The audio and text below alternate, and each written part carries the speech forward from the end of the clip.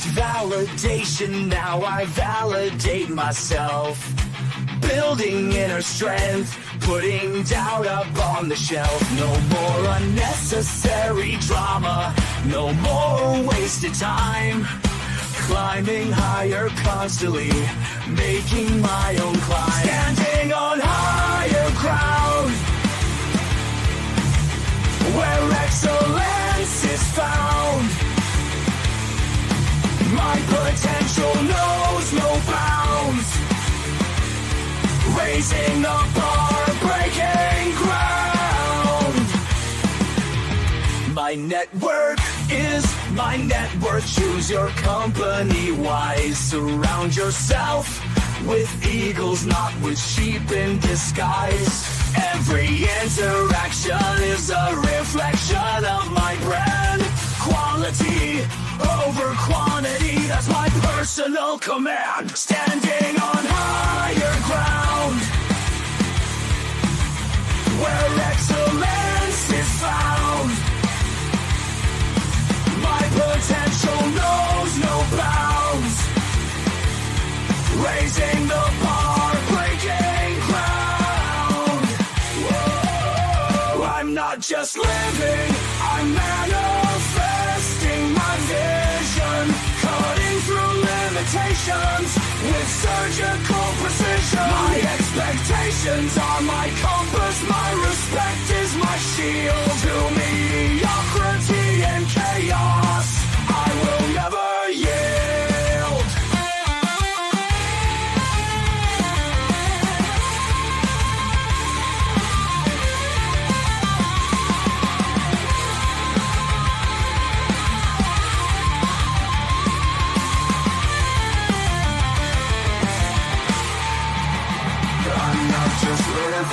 I'm manifesting my vision, cutting through limitations with surgical precision. My expectations are my compass, my respect is my shield. To mediocrity and chaos, I will never yield. Standing on higher ground, where excellence is found. My potential knows no bounds. Raising the bar, breaking ground.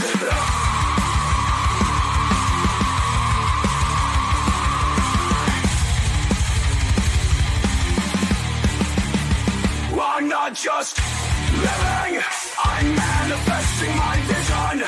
Cutting through limitations with surgical precision. My expectations are my compass, my respect is my shield. To mediocrity and chaos, I will never yield. All right. How you doing, ladies and gentlemen? Welcome to This and That. I'm your host, Sander, where we're talking about this, that, and everything in between. It says, oh, okay. They tripping over there on TikTok. They going in early. All right, so make sure that you guys remember to double check, because we got a lot of shows that's going out. We have covered the majority of September. We have got all of August up there, with the exception of the last 2 Mondays that are left. And we are starting to put up shows for October and November. So make sure that y'all take a look at that. This and That, we're live every night of the week, and we do not let the sun rise without going live, but we don't always start on time. So we ask you guys to like and subscribe. Hit those notification buttons to be notified of the moment that we go live, in case we have some updates for you guys, just like we told you guys about yesterday with the law being passed, or not the law, but the ruling being passed that you no longer have to, at least through Silencer Code, register your silencers and bump stocks and all that other stuff, since the tax code has modified itself to a $0 taxes. The tax code doesn't apply to that anymore. The requirement to register on a federal level doesn't apply anymore. So I want you guys to make sure that when you do like and subscribe, that you hit the notification button, because when I have other news, such as stuff like that, that I can update you guys at the top of the hour before we get into the meat and potatoes of the show. Um, Monday's topic, I should have that for you guys tomorrow night, ready for Monday, because we get to the moment topics. And reason being is because Sundays we talk about questions and comments from the fans, right? You guys got questions about what you guys got going on, and I try to give you guys better information on how to go about accomplishing that. Then Monday, Tuesday, and Wednesday is about business and politics, and Monday is about how politics negatively impacts your ability to make, save, and invest money. Now that means that I need to know this week what's going on in politics this week, so that I can talk to you guys about what's happening this week that's going to be negatively impacting your money going into the future. And there's been a lot of things that has happened where we've discovered certain laws and legislation that was passed in Congress in 2021 that's negatively impacting us buying new cars in 2027. And they're starting to mandatorily enforce that in 2026, where in July they were just telling, hey, all new manufacturers must have these vital recognition software and cameras and audio recording and everything like that in your brand new vehicles. So when people start buying 2027s, they just know, you need to know that you're driving a wiretap. You're driving wiretap. We've just seen what is it, a Wave vehicle, one of those driverless rideshare vehicles that had some customers that was riding in it, doing a drive-by with some BB guns or something like that, and they got the car turned them in. They got arrested from inside the car. The car reported them to the police and turned them in. And this is the technology that you're getting involved in now. Well, yes, the average person doesn't deliberately commit crimes in either their vehicle or a company vehicle. Every person knows that at some point there are things that we would prefer that the government and especially law enforcement didn't know was going on in our personal lives. And knowing that if you buy a brand new vehicle in 2027, 2028, and going forward, that more and more of your personal life is going to be monitored and potentially reported to whoever, because as soon as you buy the vehicle and sign a contract, you're agreeing to all the terms and conditions, including them collecting the data from inside of your vehicle and redistributing it to the general population for whatever reason. So we got to take that stuff into consideration. Likewise, update. Even remember we were talking about last week how Kane had passed a ruling in Tennessee to prohibit the flock cameras from being utilized in his state. Now, the wild part is that now we have some law enforcement officers that got arrested for allegedly stalking somebody using flock cameras. That was not a criminal. So again, we start talking about how, like, I'm going to tell you guys, don't do this on the road, but at your houses, you should probably have your license plates covered, because the police cars have those flock cameras on the squad cars. They have the technology as they're patrolling your streets to take pictures of your license plates and record and monitor where your vehicle has been. It doesn't necessarily determine who was in it, but it does definitely let the law enforcement know where your car is at all times. And allegedly, they're allowed to have access to that information for up to 6 months, which leads to this person being stalked. Special shout out to OG Kicks on YouTube, which leads to certain individuals being stalked and potentially pursued in an unhealthy fashion. And that's some of the stuff that we talk about on Mondays, because that negatively impacts your ability to succeed if you're looking over your shoulder, unmarked vehicles following you around. And they don't have to be tailing you. There's just cameras everywhere that's like taking pictures of your license plate, so they just know where you are. You know, I'm not ready for that yet. After Mondays, we talk about on Tuesdays different ways to make, save, and invest money. Today is Saturday. We're going to be talking about reputations and financial leverage. So I want you guys to make sure that you hang out for the next couple hours, because we got a lot of information for you guys. But on Tuesdays, making, saving, investing money, budgeting money, and budgeting money and saving money, as I talked to Michael on the show before, is not the same thing. Saving money is that you are accumulating a large enough quantity of capital to buy something, and anything less than whatever the capital is that you have in your possession, you can buy that. That's savings. Budgeting money is having specific dollar amounts assigned to specific tasks. And if there isn't a line item for that specific task, even if you have $100,000 in the bank and the line item that you don't have allocated is like a $100 line item, you don't have money for that because your money is already assigned something somewhere else. So we talk about these things and then we talk about different ways to look at them. FX Trader says corrupt police stalking people. No, I cannot believe that. Yes, sir. Yes, sir. I don't know what they were following her for. And this was a woman, and that's the reason why it hit the news, because had it been a black dude, they would not have said nothing. It would have been an investigation. But because it was a white woman, it was following her all over the place. A bunch of white cops got. And all of a sudden, now the flock cameras are starting to become scrutinized by society. All it takes is the right Rosa Parks kind of person to start an uprising. Because when it was happening to everybody else before that person, nobody cared. But this one specific person triggered a landslide change.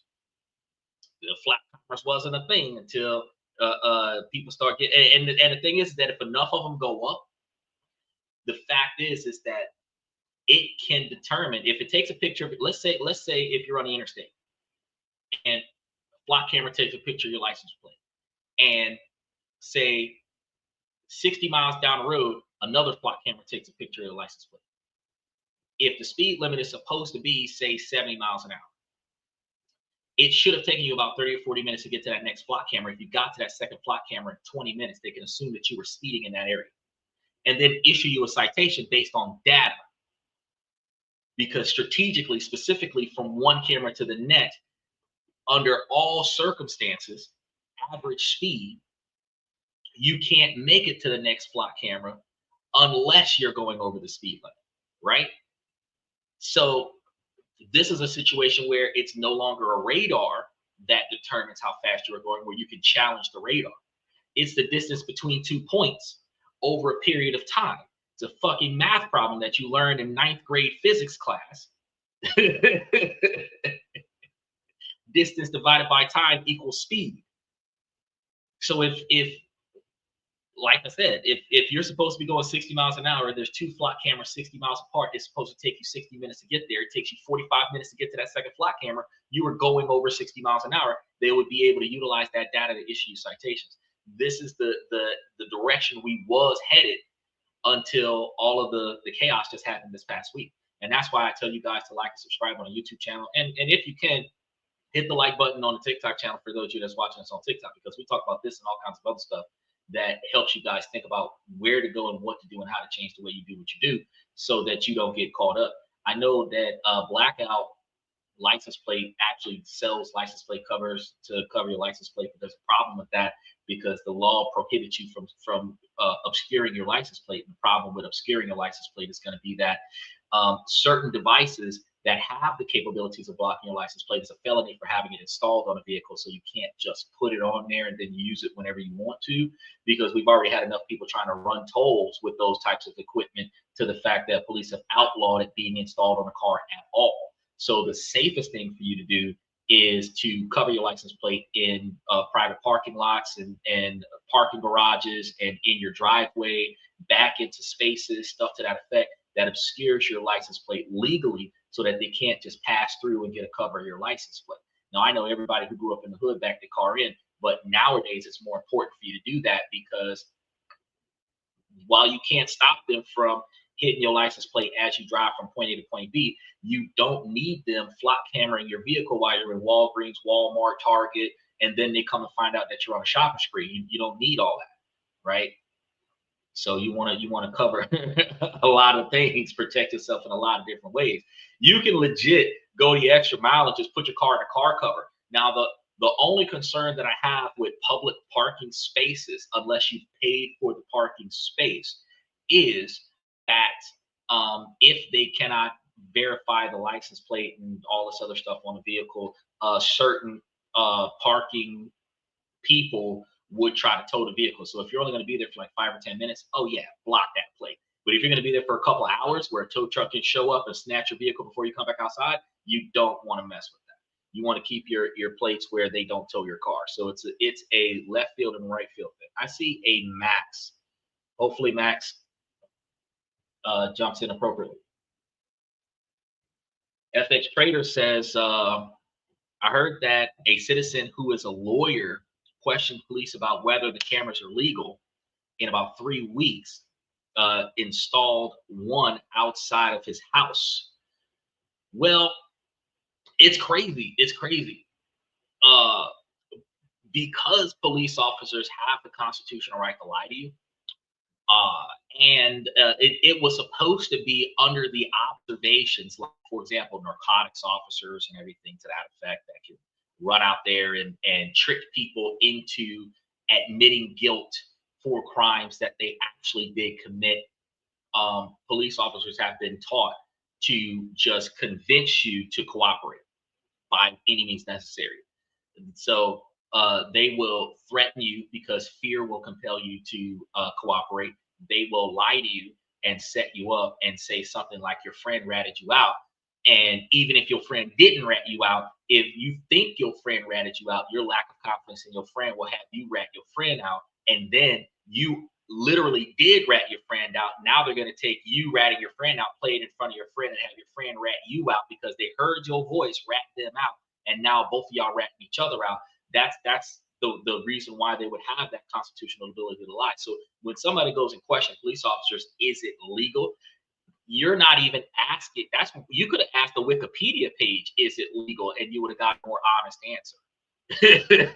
I got no beef with good cops, but I got enough beef with the small number of corrupt police officers that I don't have the confidence in any police officer to tell the truth. Now, if they behave honorably in my presence, I got a lot of respect for them when I meet them the second time. But the first time around, I am concerned that they're going to shoot me on site. So every time they leave without shooting me on site, that's a good day for me. So I'm not going to ask them, do you know the law? I'm going to tell them you don't know the law, because if you're telling me something that I know is wrong based on my updated did the research this month, this week, unless laws have changed over the past 48 hours, if an officer tells me, oh, I've got the legal right to do X, Y, and Z, no, sir, you don't. Unless the law has changed in the last 48 hours, no, you don't. You don't have the right to do it. You can say whatever you want to say. We just had a discussion the other day. No, earlier today, somebody was talking about how a police officer has a right to tow your vehicle if your registration expires on your birthday mid-month. No, they can't tow your vehicle for that. They can give you a ticket for that, but actually, laws were passed earlier this year that gave you an extra 30 to 60-day grace period after your birthday to update your registration before negative experiences occur. If your vehicle doesn't have proper insurance on it, they can tow your vehicle off the road, because you're not supposed to operate the vehicle on the road without proper insurance coverage. But if you have valid insurance coverage, or if they can't prove you don't have valid insurance coverage, then at the end of the day, they can issue a fix-it ticket that you can go to the court and prove to the judge that you had insurance on it, but they cannot tow your vehicle because it's the 17th of the month and you're mid-month, you're a week and a half away from your next paycheck.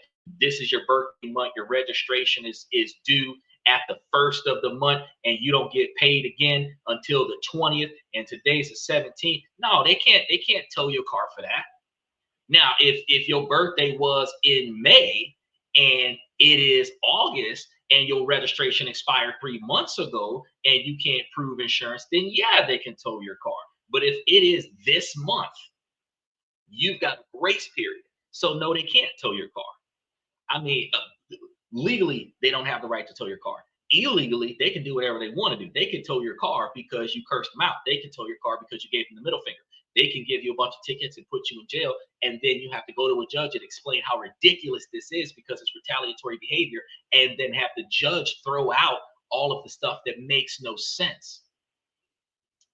But legally, no, they don't have the grounds to tow your vehicle because you have proper insurance and you have a grace period. If it just happened, this is your birthday month, they can't do it. And I actually covered it on the show where they gave you guys an extra 30 to 60 days after the end of the month to get your registration. So if you riding dirty right now, where your birthday was today, you probably got till September 30th to get your registration renewed, right?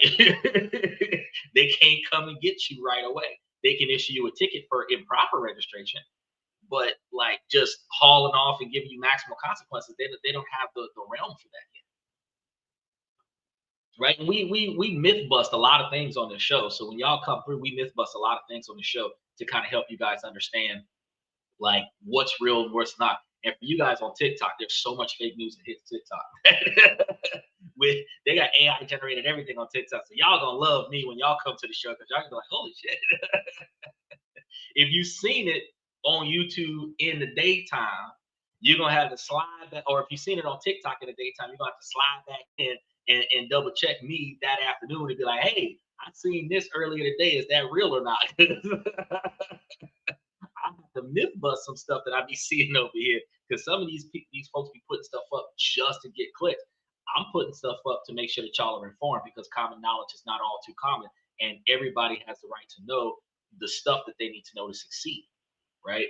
Trader says any police department that sends out its officers on a patrol who don't know the law, negligent and should be monitored by the feds. Well, the feds are so busy kidnapping Americans and calling it detention under the guise of the deportation law to the fact that the feds are too busy to pay attention to the police officers.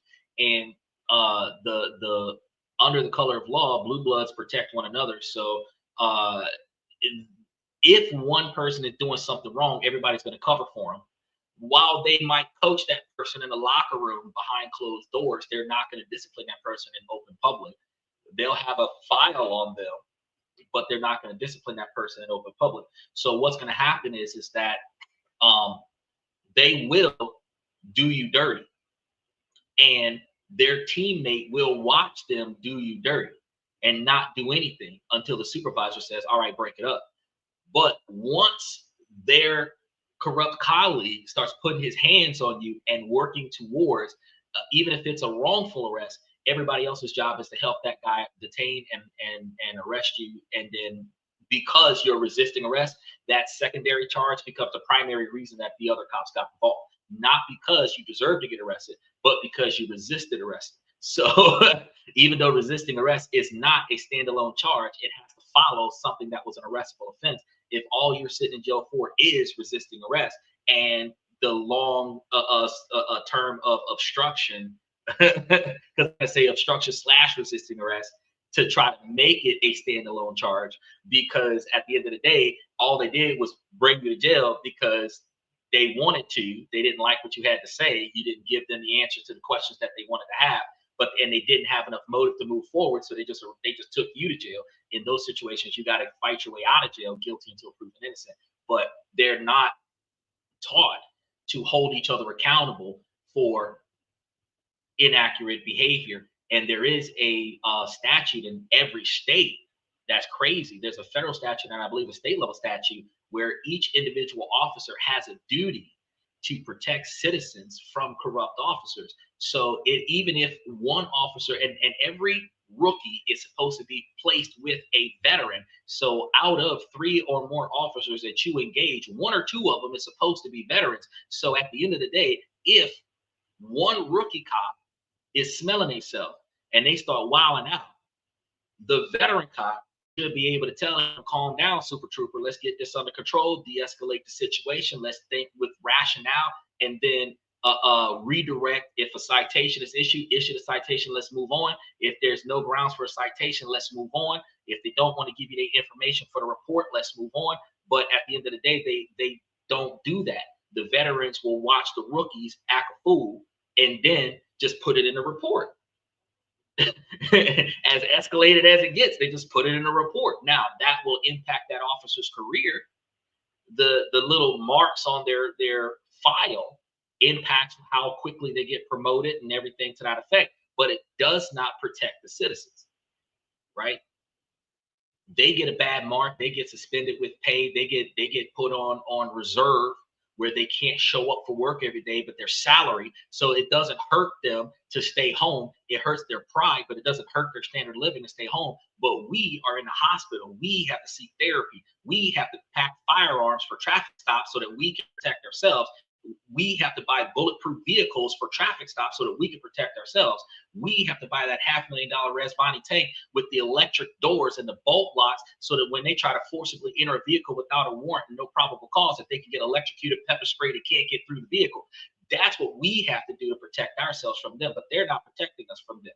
So, which is the only reason why the Cybertruck made sense, because it was bullet resistant up to a 9mm round, and they carrying 22s. So if they shot up the Cybertruck, while the Cybertruck is inefficient for every other reason the Cybertruck was built for, at least it could take a few bullets from some police officers that are shooting first and asking questions later. That was the only value that vehicle had.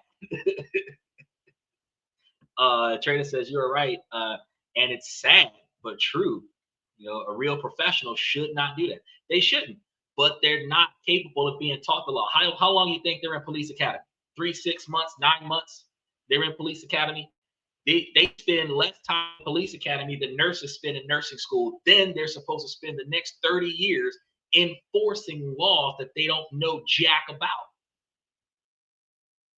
The rest of us know about the laws because we have to learn the laws to get ourselves out of jail. We have to learn the laws not to go to jail. We have to learn the laws to get our friends out of jail.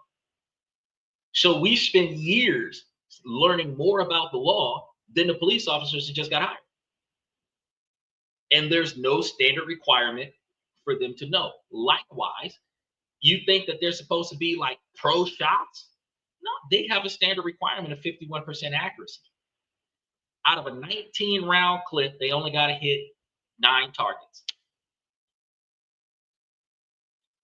I just want you to marinate on that. Out of 19-round clip, they can mag dump, and as long as they hit, no, I said 51%, 10 out of 19 rounds. 51%, that's 10 out of 19 rounds. So they can mag dump and have 9 rounds go somewhere else. As long as 10 rounds hit their target, they're doing all right. Which could lead to 10 innocent civilians getting got in the crossfire.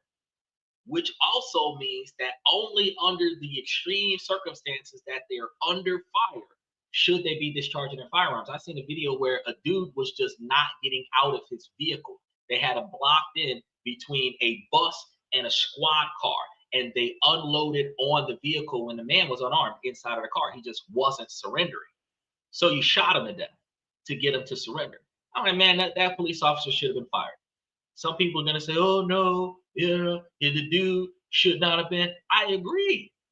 When the police pull up, bro, you were supposed to stop. If they're not, if you didn't do nothing wrong, stop. If you did something wrong, if you give them a little bit of cooperation, likely they might not give you too many tickets. But if you run, they might beat you up, which you're not deserving of, but you had it coming because you didn't cooperate. But there's no reason for them to gun down an unarmed man. They're going to use the excuse, oh, the motor vehicle is a weapon. Sandwich between 2 vehicles. No, that's not a weapon. That's a timeout because I'm afraid to get out of the car. Everybody's got guns. I'm trapped. I can't go forward. I can't go back. Y'all had enough time to go into the trunk, come out with some damn shotgun shells and not the shotgun shells, the bean bags, and do some bean bags and some pepper spray. Y'all could have did the bean bag shells and then the non-lethal pepper spray shells where the car would have just been covered with riot spray, and the dude would have just got out because he couldn't breathe, and then y'all could have arrested him. Y'all didn't have to shoot that man vehicle up. I seen that and I was like, wow, that's crazy. But this is the stuff that I tell you that we got to prepare ourselves for, because just like with ICE and they're arresting people on the side of the road for recording them arresting people on the side of the road. That nobody really thought that was a crime. It's not a crime. And so many people believe that ICE officers have the same legal jurisdictional rights as police officers, and they don't. They are assigned for immigration purposes only. So they're not there to issue tickets. They're not there to check your registration and proof of insurance. They're not there to verify that you were speeding or not. That is not their jurisdiction. Their only job is to make sure that you're an American citizen. That is it. So if you have an ID badge with your passport card on the ID badge, and they walk up and you flash that passport card, you ain't got to hand it to them. It can stay around your neck and you can flash that passport card. Once they see United States passport, they're supposed to walk off and leave you alone. They're not supposed to have to write down your name for the record or nothing like that. They don't need your address and social security number and date of birth for the record. You got a passport card that shows that you're a United States citizen, or if you have your actual United States passport book, you show that passport book, that's it. They're not supposed to talk to you after that. He's a citizen, and just walk away, right? So all of what they got going on right now, where they shooting at people, like I seen one did a drive-by. ICE agent did a drive-by with a paintball gun full of pepper spray, like this. Did a drive-by on people with cameras, and it wasn't to break up the crowd. It was because he was pissed off at the crowd being there, and he just shot at the crowd with non-lethal rounds. And I'm sitting there thinking, like, bro, he should have been fired for that, because that's inappropriate. That's inappropriate. The fact is that you are to detain individuals when they were rioting and preventing ICE from traveling through the city. That was interfering with the official duties of the officer. So yeah, go get them for that, right? But they didn't clear the streets. They didn't calm down a little bit. You can drive straight on through. So why are you stopping, rolling down your window, and then shooting non-lethal rounds at civilians holding up cell phones? They are not behaving correctly either. So I teach you guys that we got to protect ourselves in all of the right ways. If we not out there like Malcolm X and them with the Million Man March, where everybody got an assault rifle, it went, because there's more of us than there are of them. There's 1% of them in every city or state you go to. So, you know, if 1,000 of them are out there acting a fool and 100,000 of us is out there protecting each other, they would act better. Because one for one, they can't take everybody down. But as long as everybody that is anti-Second Amendment is willing to stand there and allow themselves to be walked over by a select few, because in a lot of these situations, you have 3 SUVs, 15 men with assault rifles, 100,000 people, and everybody is terrorized by those 15 people, because those 15 people are the only people on the scene that are armed. But if 30 people were out there armed, and the 15 people would have showed up, they would have had a different attitude, because they would have been outmanned. FX Trader said, you're right. In those situations, the ballistic shield should be used. There's no need to shoot right away. And that's the whole reason why I would get it. I would buy a vehicle with a ballistic shield just to delay the interaction long enough for them to rethink their position. Because if they didn't already put holes in the car, you got holes in your leg, holes in your arm, holes in your shoulder, holes in your neck.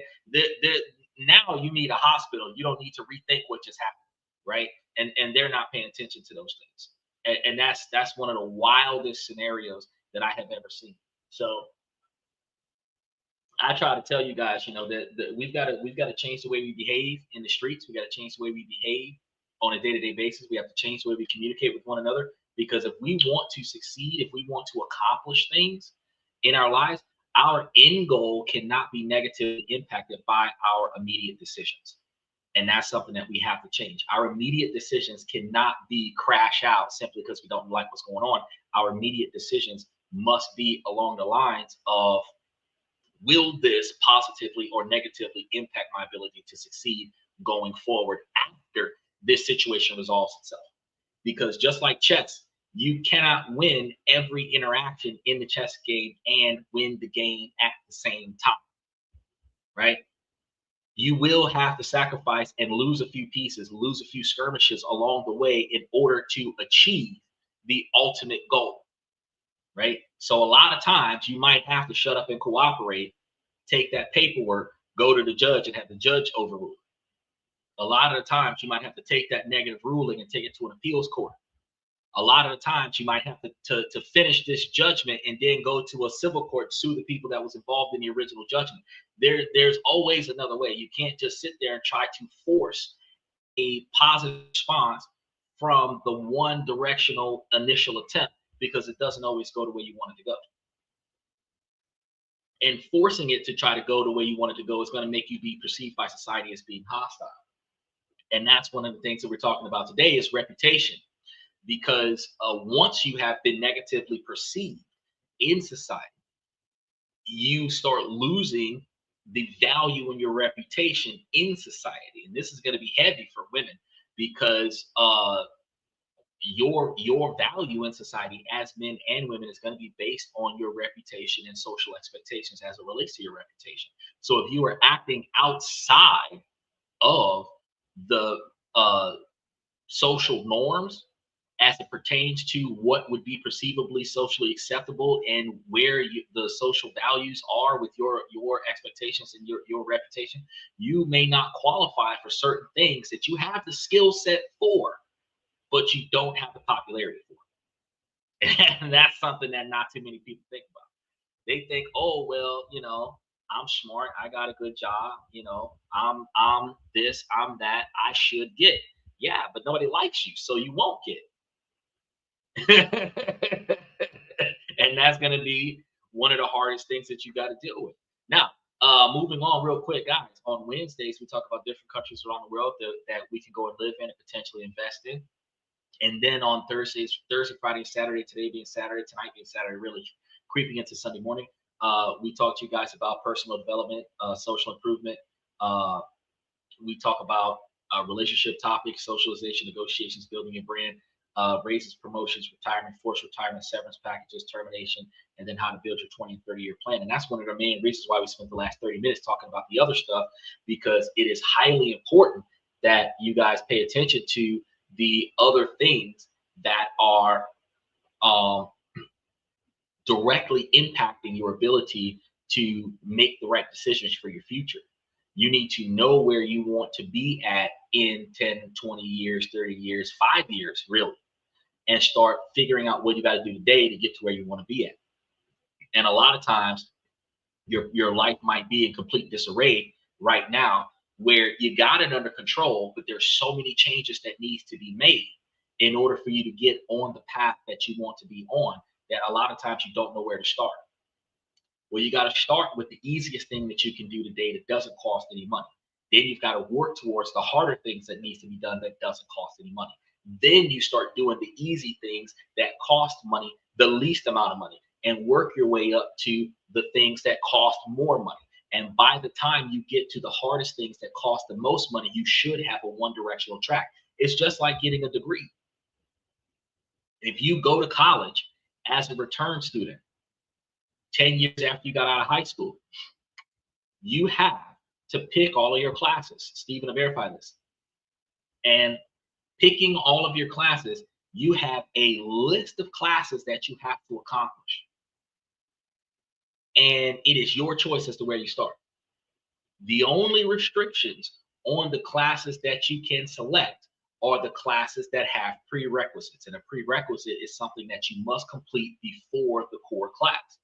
Likewise, with life, there are prerequisite responsibilities that must be achieved before you get to the core tasks.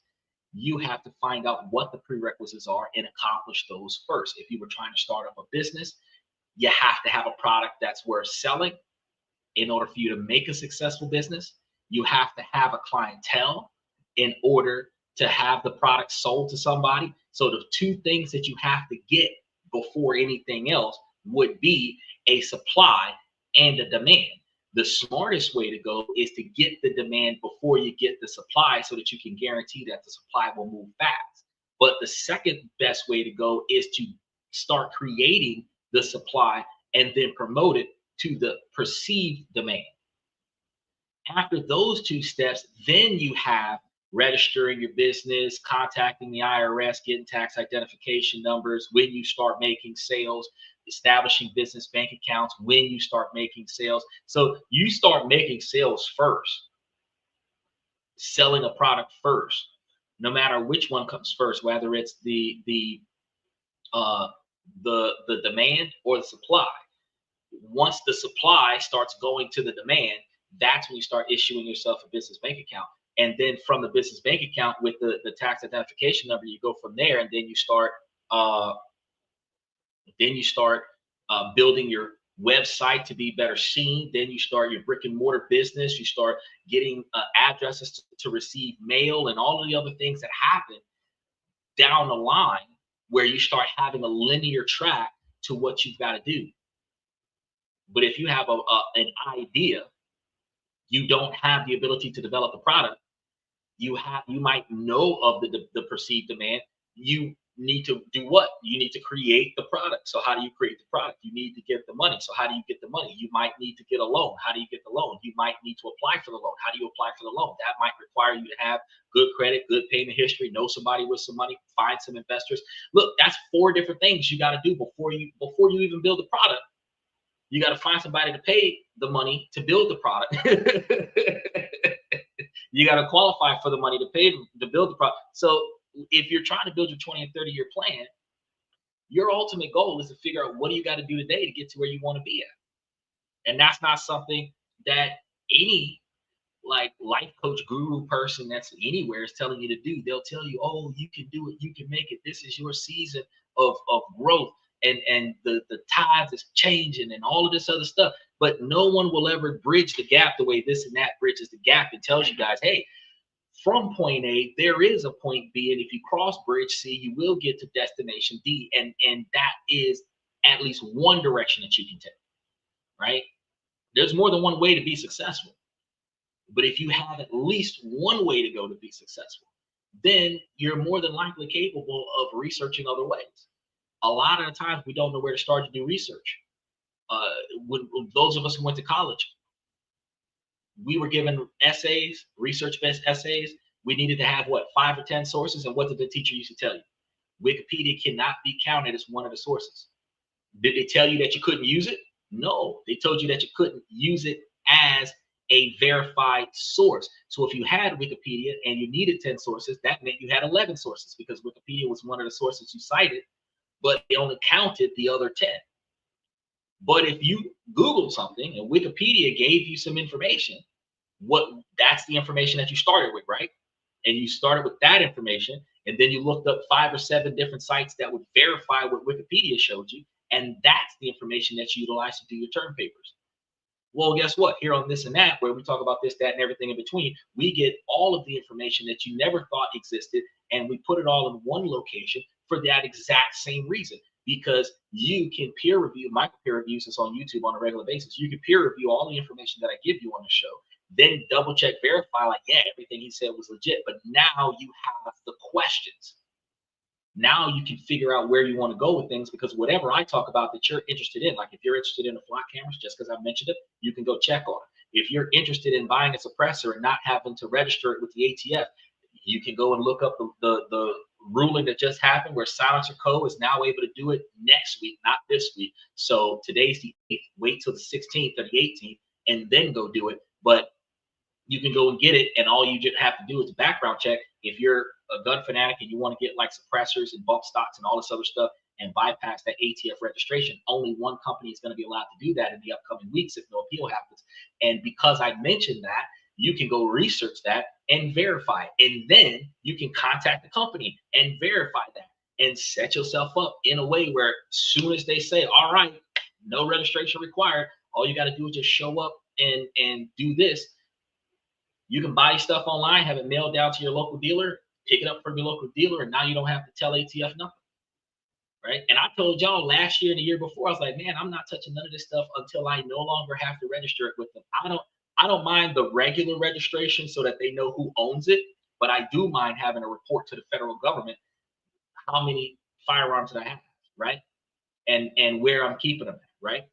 So ATF paperwork, I'm not trying to do that. I'm not trying to buy nothing that requires ATF paperwork.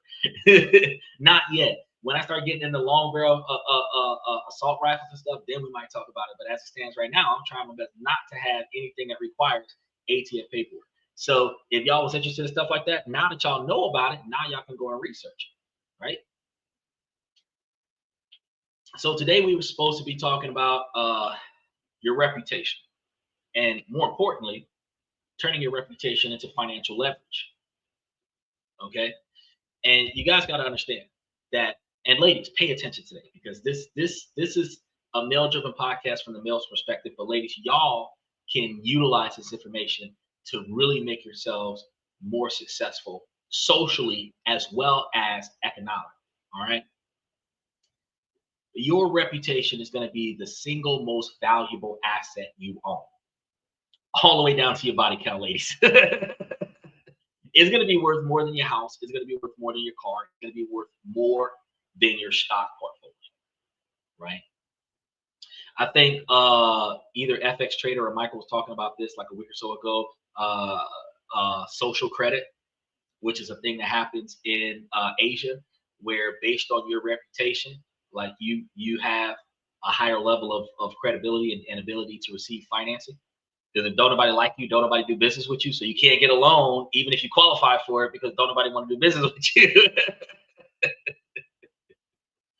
But your relationship dictates who will and will not do business with you, who will and will not hire you, who will and who will not lend you money, and who will or will not actually listen to what you have to say, which makes it highly important that you really pay attention to how you carry yourself in public, what you say and how you say it, and how you act as well as react to society and how society interacts with you. And yet, for most people, it's their least monetized asset. Think of it like a bank account filled with a powerful currency, which is trust, right? That you've earned over years, but you've never actually made a withdrawal on that. Imagine that. Imagine building all of this credibility up and never cashing in on it.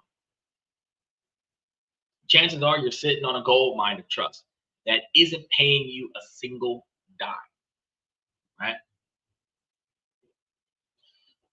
You've built a good name through your work, through your character, through your expertise. People come to you for advice. They respect your judgment. They trust what you say. That's currency. The problem is you've been taught to think of it as goodwill. Yeah, but it's something that you just build up, not something that you can strategically use. It's hard for men right now because our goodwill was chivalry, and chivalry has been demonized by the feminist model. So a man doing too much goodwill will be perceived as a creep. A man not doing enough goodwill would be perceived as a jerk. But there is no defined line as to when and where the goodwill is acceptable and what quantities of it is accepted. So as a man, we just kind of got to wing it. And if we wasn't going to try to pursue the woman, it doesn't matter if we were perceived as a creep or not. We just got to keep doing what we're doing. But that's all going to change today, guys. That's all going to change. Because for the next couple hours,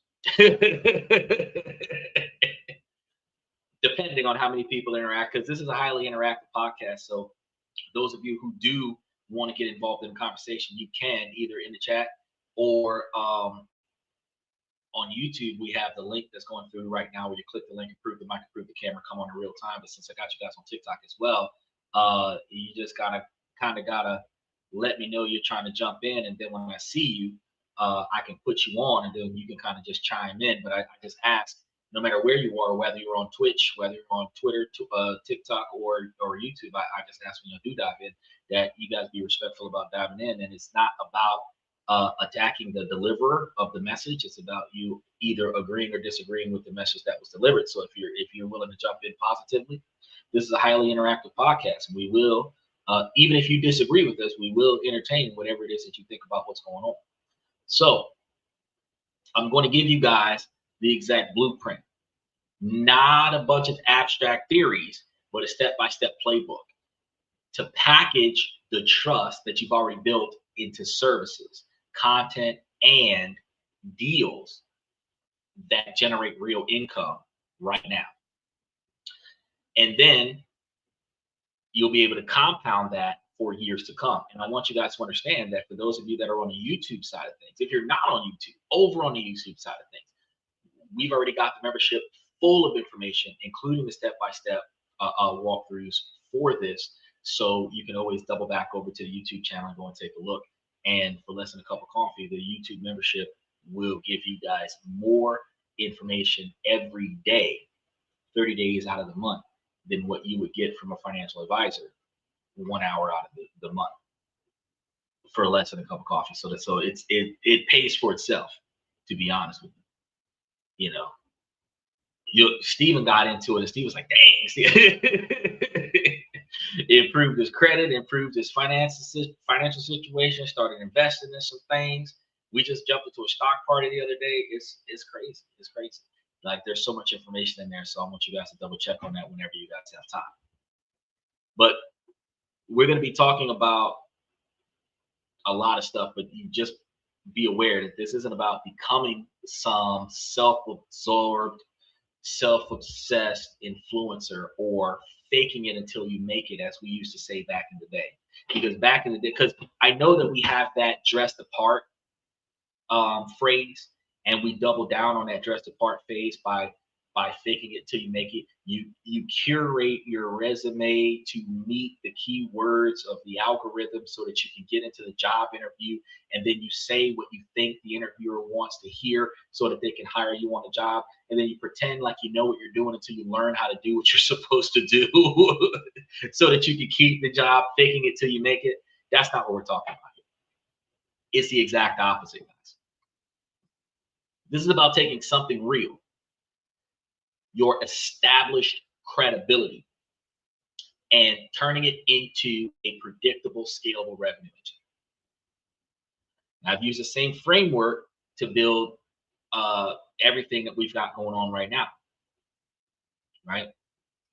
And I provided countless individuals and their professionals, from lawyers and financial advisors to founders and strategists and investors, information that they need to be successful, just to turn their good name into their primary source of high ticket clients and opportunities. And just real quick, for a really good example for you guys to think about, Donald J. Trump changed his name from Drumph, D-R-U-M-P-H, to T-R-U-M-P-H, and monetized his name.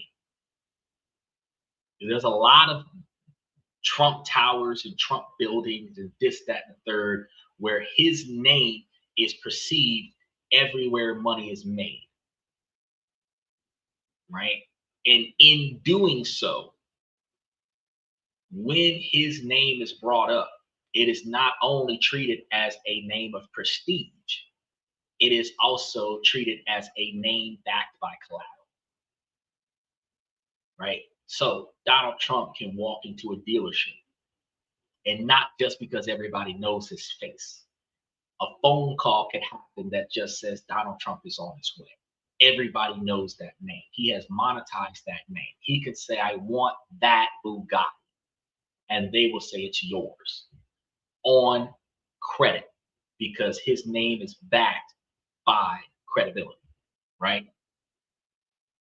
A lot of sponsored contracts that a lot of the wealthy people have, like Jay-Z and Beyonce, Will Smith, Kanye West, until he said what he said online, Drake, all of these people who have sponsors. A sponsor is somebody who recognizes your integrity or your credibility, and they pay you to look prestigious for the company, because you got to put a face to the name. When we had cereal boxes back in the day, there used to be athletes on the cereal boxes. When the promotion went out, milk does a body good, even though it doesn't, it was always a celebrity saying it, and the phrase became a household name because famous people said it. Credibility. This is what we're talking about right now, right? This system works because it's not based on algorithms or trends. And I can tell you guys, I am definitely either a trendsetter or a traditional rule breaker, because I'm not going to follow the way things used to be, right? I'm not going to go with the flow of everybody else, right? You might have thought that this podcast was going to be like other podcasts, but it's the most unorthodox and unique podcast you'll ever find on any social media platform. right? But it will, in fact, trailblaze more podcasts similar to this one, right? But this is going to be the best one because it was the first one, and every other sequel won't hold a candle to it.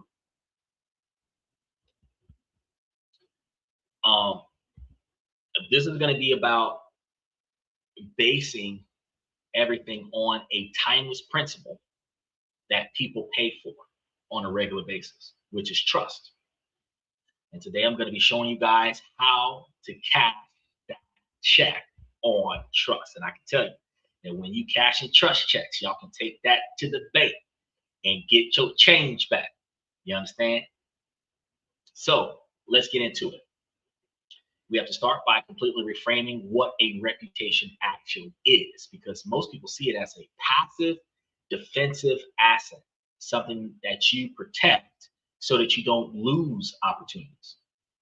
I want you to see it as an active offensive asset, something that you deploy to create opportunities. So you want to think about it like this. In finance, collateral is an asset that you offer a lender to secure a loan, right? If you fail to pay, the lender can take the collateral. Your reputation works the exact same way in the world of business. It's your social and economic collateral. So when you have a strong reputation, you are essentially pre-approved for a loan of someone else's time, attention, and a lot of the times their money. Clients will buy from you faster with fewer questions because your reputation acts as collateral against their risk of a bad outcome. They'll pay your premium rates without haggling because your reputation is collateral against their fear of shoddy work. They'll sign your contract and agree to your terms because your reputation serves as collateral against their risk of being taken advantage of, right? In today's market, especially in fields built on trust like law, finance, or consulting, your reputation isn't just part of the business, it is the business. It's the main collateral that lets you operate. When you give advice, introduce two people, or propose a strategy, you're basically extending your credit. Now, normally, we usually use this to the limit of if we're working on a job and somebody comes up and they ask if you know somebody. Hello, how can I help you, buddy? Hello. Oh, he wasn't ready. um, hi. We're Xander from This and That, where we talk about this, that, and everything in between. You're on a live podcast right now. Yeah, that's okay. So, did you have something to chime in on today's topic, or you were just reaching out to say hello? Yeah. I'm listening to you. Okay. Well, I appreciate you stopping by. My network is good. A problem. Oh. Well, double check your network, and then we'll see you in a little while. How do we? Bye-bye for now. Yeah. You follow me, then I'll follow you back. Okay, cool. We'll do that. Yeah. Yeah.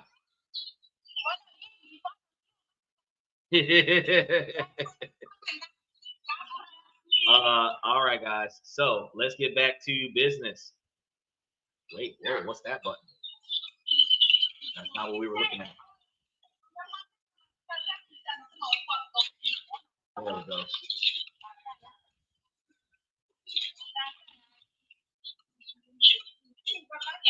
Oh, that is not what we were trying to do. Hold on. that was not what we were trying to do. Hold on, guys. Yeah, hello. Hello. Which country are you from? We're in America right now, and actually we're streaming all over the world right now. Oh, I'm from Kenya.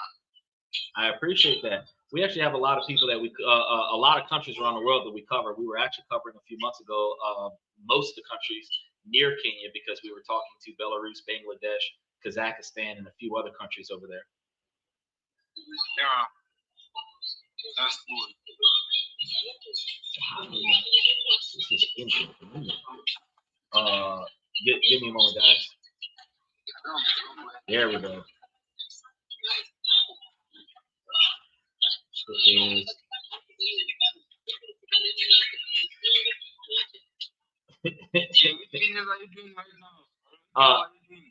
Right now, we're actually in the middle of a 2-hour live podcast where we were actually talking about investments. We were talking about utilizing your reputation in order to build financial success.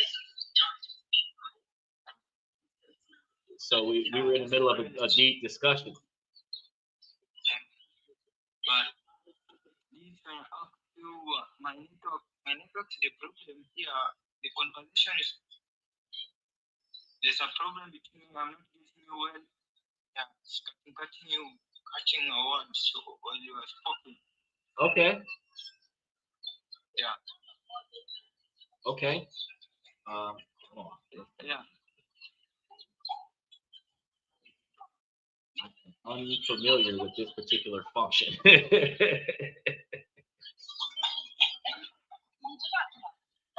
How do we go back to the main screen?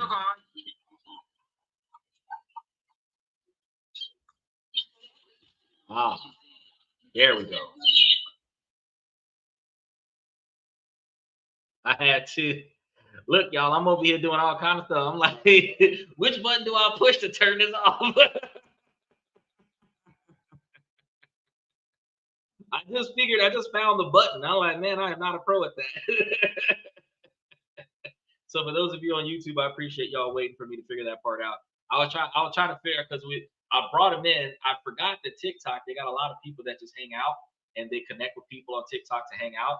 So when I bring people in, I don't know who they are, and I thought that they were gonna have something good to chime in, but he was just hanging out and he wanted to like buddy with somebody and live stream. But we're in the middle of a live podcast, so if he doesn't have anything to add to the topic, I gotta make room for somebody who's got something valuable to add to the topic. So I appreciate him for coming in. Jamin, that's I think it was. We appreciate him for coming in, but kind of got to get back to the show because I know everybody who came here on YouTube side of things came here to perceivably learn some information about how to turn a reputation into leverage. Now, what I was saying before this gentleman came in was that we typically use our reputation to the limit of if we are in a job and the boss asks us, this is the first time our reputation is put to the test, if we know somebody who's looking for a job, they would hire that person straight away. And all right, let's see if this person's going to do something right by us. Now that I recognize what's going on, we've got the trigger here. Oh, it's the young ones from before.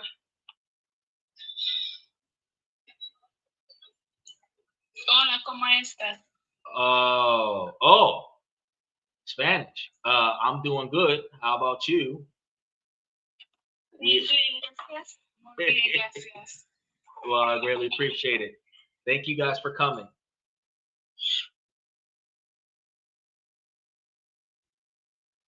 I would rate that as a very little lagging or choppy videos. Okay, so there's a lot. I'm gonna have to figure out how to curate that one. Now, back what I was saying. So your boss would leverage your reputation, because if you're a really good worker, if you know somebody who you would vouch for, they would give that person a job, skip the interview phase, just bring them right on in. Now, usually we don't reference a lot of the friends that we have because our reputation is so important to us. We would reference our friend to a job we don't work on and say, yes, I can vouch for them. But we rarely will reference our friend to come work on a job with us. Why is that? Because if you fuck up your job, you could cause me to lose my job because you got hired based on my reputation, and my career hinges on your success in the company. If the boss starts finding you as a problem employee, they're going to tell me to get you in line. And that is going to be a problem for me. So now I got to micromanage you because I brought you into my job on my reputation. This is one of the things that we do on a smaller scale, is reference a friend for a job. Now, if you work for a very big company, you might not have a problem with referencing your friend for the job. If you work for a company that outsources on products, goods, and services, you might not have a problem with networking your friend's company to your company so that your friend can be a vendor of the company. But a lot of the times in smaller scale blue collar work, I'm not trying to cook, wash dishes, wait tables, or stock or unstock boxes or anything to that effect next to a friend of mine. But you got to think about this reputation wise. One of the reasons why a lot of us don't do that is because we know the person that we have as a friend is not a valuable person to employ. We know the negative side of this person. We know their laziness, we know their procrastination, we know their irresponsible behavior, and because we know that this person would not be a good fit for our company. So we don't go back and tell our friends, hey, my job is hiring, you should come in, they'll put you on tomorrow. See what I'm saying? Now, that also means that you got a bad network of people, because if you got people that don't qualify for what you got going on, then they would essentially force you to plateau if they don't drag you down. Right? Just want to talk to you about that real quick. But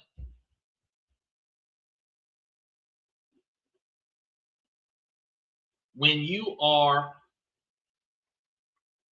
making a loan of your credibility, the other person will accept that loan because they accept you and they expect you to deliver on whatever they loan you money for, based on public record of your past actions and the stories that people tell about you. So in situations such as like your credit report, that's a public record of your financial transactions.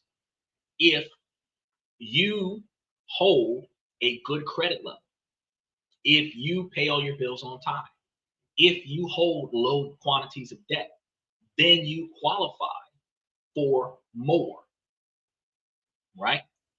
They will offer you stuff that they otherwise would not have offered you before, right? This is the key. Your reputation is currency because it reduces friction and underwrites risk, which is one of the reasons why you'll see like a credit union that says, oh yeah, we offer loans and other such things at more variable rates or better variable rates than the competitors, only for our members. Why? Because I can better assess your financial history based on how much money you deposit into your bank accounts. I have your bank records because you bank with me. Therefore, I know how much money you bring in. So if you're asking me for a loan, I can just look at the history of your account and I know how much money you are capable of spending, and I know how much money I am capable of giving you, which makes it a lot easier to qualify or be disqualified for the loan. Because if you have a bank account that is always in the negative, I can't guarantee that you're going to give me my money back because you don't have enough money to keep this account positive. But if your account is always thriving and there is a certain quantity of money going in, I could potentially offer you a percentage of that as a loan, which makes a lot of sense. Because I can then say, well, based on X, Y, and Z, you qualify for this. So just looking at the quantity of money that's coming in on a regular basis, potentially could request, I want a $2,500 loan. Let's say that I had a $2,000 a month income coming in. I want a $2,500 loan. I want to pay like 18 months. That is less than 20% of what I bring in every month on that type of income. They're not likely to say no. If my credit score is reasonably high, I don't have any massive debts going on, I have had on-time payments over the last number of years, this puts me in a position of being successful with acquiring that loan because my financial reputation on paper is that I do a good job of managing my money and I have enough money to pay them back with interest, right? That is part of your reputation. A sale becomes a conversation, right? And this is going to be because the stronger your reputation is, the less friction there will be in every single transaction that you have. A negotiation becomes a collaboration. A cold lead becomes a warm referral. When people know you positively for the things that you're capable of doing or fulfilling the obligations that you dedicate yourself to, they're more likely to reference you to somebody where you are now a warm lead instead of a cold. If I pay back all my debts, I'm more qualified to have a lender offer me a loan than I would be to ask somebody for a loan when I've never paid anybody back on time. So the first big shift that we're going to have is to stop thinking that I need to protect my good name and start thinking, how can I leverage my good name? How can I put this asset on the table as collateral to get the deals, the terms, and the client that I really want? Now, that does not mean, ladies, that you should stop at any point in time trying to preserve your reputation. Because as alpha boss ladies, y'all should be preserving your feminine reputation in a masculine hierarchy of infrastructure just to ensure that your prestige on both sides of the fence is as high as it can be. So, when Cash Money Records is representing for the 99 and the 2000, you should not be backing it up in the middle of a public place where a potential client that you have yet to meet sees that behavior and then down the line come across you and remember, oh, that's the one that was face down behind us. No, that's a bad look. A lot of times the young folks, 15, 20, 25, is out there wilding. They're doing inappropriate behavior, quote unquote, because they're kids. And then they're going to assume that no consequences will become of that. In our technological era, you will have a concern that the things you do in public will go viral. And what that means is that people you have never met have already met you in the most inappropriate way. And that is what people don't pay attention to. Like, take that little girl that was doing the split. It was a stripper move that she did during graduation. She did the split and then she bounced up and down on it, right? That was inappropriate. But it was done while somebody was recording it. And then it was put on social media. Now, when she decides to try to go get a job at Goldman and Sachs or something like that, they are going to tell her no, because their reputation of class and elegance or professionalism does not match with her unprofessional, low-class behavior. Take, for example, the other ones that was out there, the boys and the girls that was getting off the stage and they were doing those young kid dances as they went to their seats, which was disturbing the rest of the graduation ceremony. At the end of the day, they were not being professional in a position of professionalism, because your education is part of your profession. And graduating from one level of knowledge to another level of knowledge is like getting a promotion on your job of knowledge, and they were not behaving professionally. So when companies would go to a high school graduation or a college graduation and look for potential candidates that could qualify for an internship or something to that effect, if you are behaving unethically, immorally, irresponsibly, unprofessional, if they thought that your grades and your whatever would lead you to being a good person for their company, your behavior pattern has disqualified you. So now they're going to look at you and walk away and say, I don't want this person in my company because I don't need human resources full of complaints, because this person is straddling poles on the job. This person is twerking on the job. This person is dropping it like it's hot on the job. And as a result, you find yourself in a position where there's more people that are now being turned away before they show up. They're frustrated and they don't understand. I qualify everywhere except for your reputation. And you got to understand right now, most of us were not smart when we set up our social media platforms. Your government name is attached to it, social security number might be attached to it, government phone number might be attached to it, and all of this stuff has you in a position where if your boss did a background check on you, and it's not just a criminal background check these days, it's a social media background check these days. Every social media platform you have will be found more often than not. And especially if it's linked to your email. And what will happen is that they will look at the history, videos that were posted, photos that you were seeing in, and they will then recognize, oh, this person is at a lot of frat parties. This person is always using alcohol. This person is always doing drugs. This person is always around guns. This person is always involved in chaos where there's street fights and police arrests and all of this other stuff based on the content that you post on your page or that you're tagged in on your page from somebody else's page. And what that does is that they decide how much of a risk to their company you are, because the company's reputation is important. And if you and your behavior will tarnish their reputation, they won't hire you, they won't do business with you, right? That's wild. So while it's important for you to stop thinking about protecting your good name as far as preventing it from being utilized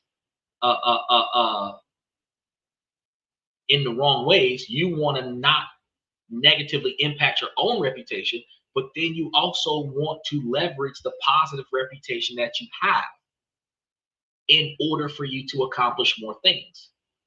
And this is going to be where theoretical gets intensely practical.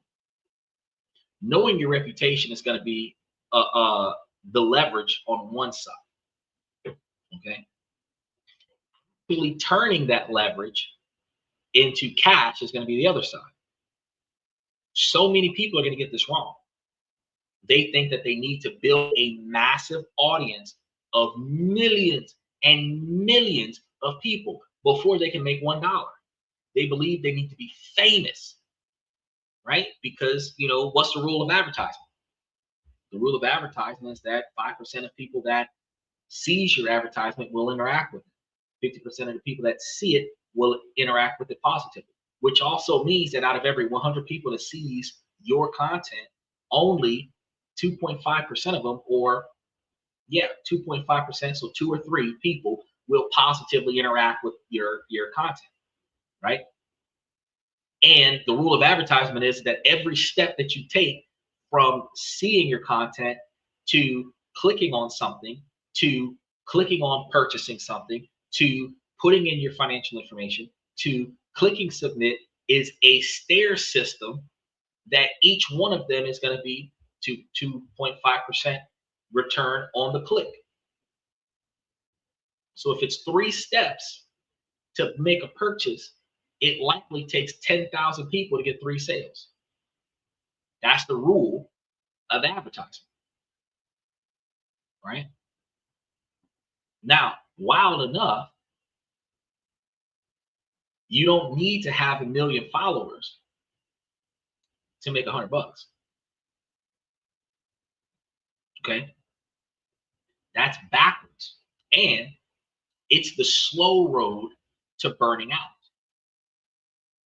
The fastest way to turn your reputation into revenue isn't by chasing scale, but by converting the trust that you already have with the small group of people that you're already involved with into high value services and offer that.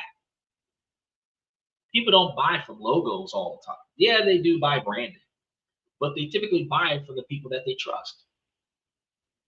And if you have a reputation for being an expert in anything, whether it's navigating complex legal disputes or structuring dividend portfolios, there are people right now who would pay you for a direct line to that expertise. Now, granted, can't really give out legal advice without passing the bar, but at the end of the day, you can redirect people to the right location where they can find their own legal solutions and then reference that to a legal advisor,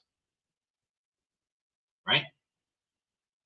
So we're going to call these types of services service-based entry models. What this is you don't start by trying to sell a $20 ebook to 1,000 strangers. You start by selling a $2,000 advisory package to one person who already knows, likes, and trusts you for who you are. And I know it's almost like that Avon lady thing. It's almost like those Ginzu knives where they're like, oh, sell to your friends and family, but all of your friends and family are broke. So you think to yourself, well, how the fuck is that going to work? If everybody I know is begging me for money, how the hell am I going to convince them to spend money on something that I know they need because they can't afford to get it? And Lord knows they're going to borrow money from me to get it because we have the type of people we call friends that will ask us to hook them up for free because they know us, instead of having the type of friends that will invest. Thank you very much. He said, we love you very much. I appreciate that. Where people say, you know, I'm gonna buy your product because I respect who you are, right? We typically have individuals that will put us on blast in a way where they get free entry into the club, they get free parking, they get free drinks, they free bar tab. They'll show up because they know us, and that's not the type of support that we need, right? What we have to acquire is the ability to have people that says, okay, I believe in what you're trying to do. I'm going to invest in your product. I believe in what you're trying to sell. Then I'm going to invest in your product. And if we did that, then we would have a better support system. I see Doodles. You're talking about gun show for the fans. We don't do gun shows for the fans. We don't do so again, so this is a live podcast, not just hanging out, guys. So what happens is that you will either believe me or you won't, because you'll research what I say the way you see a YouTube post or a TikTok post, and then you go and Google it to believe if it's true. At the end of the day, this isn't a fashion show or anything to that effect. So I'm not sitting here trying to impress you guys to hang out. You guys that are hanging out are going to hang out because you're going to learn something, and then you're going to benefit from being here, right? And then you're going to do some research, and then you're going to want to come back because I'm going to be giving you new stuff every day of the week where you can learn more things that you didn't know was possible. So me flexing my muscles is not going to help you guys learn about how to improve yourselves, because everybody who's doom scrolling on social media has something in their life that they wish wasn't the way it is. And that I would identify as life sucking. And as a result, if life sucks for you, because you are not performing the way you would like to perform, then at the end of the day, you have to put yourself in a position where you got to make changes. So you recognize the things that are inside of your control. And after you recognize the things that are inside of your control, you proactively change the things that you don't like and then navigate around things that you cannot control. But that's why we're here to teach you guys and bring to your knowledge things that actually do exist that you actually can actively impact today. And that would give you the ability to put you in a better position where you can accomplish your goals a whole lot faster. So back to what we were talking about. This is going to be an approach that's going to bring in predictable, meaningful income from the first day, right? Which then would fund the slower long-term growth of your content, your brand, whatever product you're trying to build. Because we talked about this on a show in January, February, March about how you guys would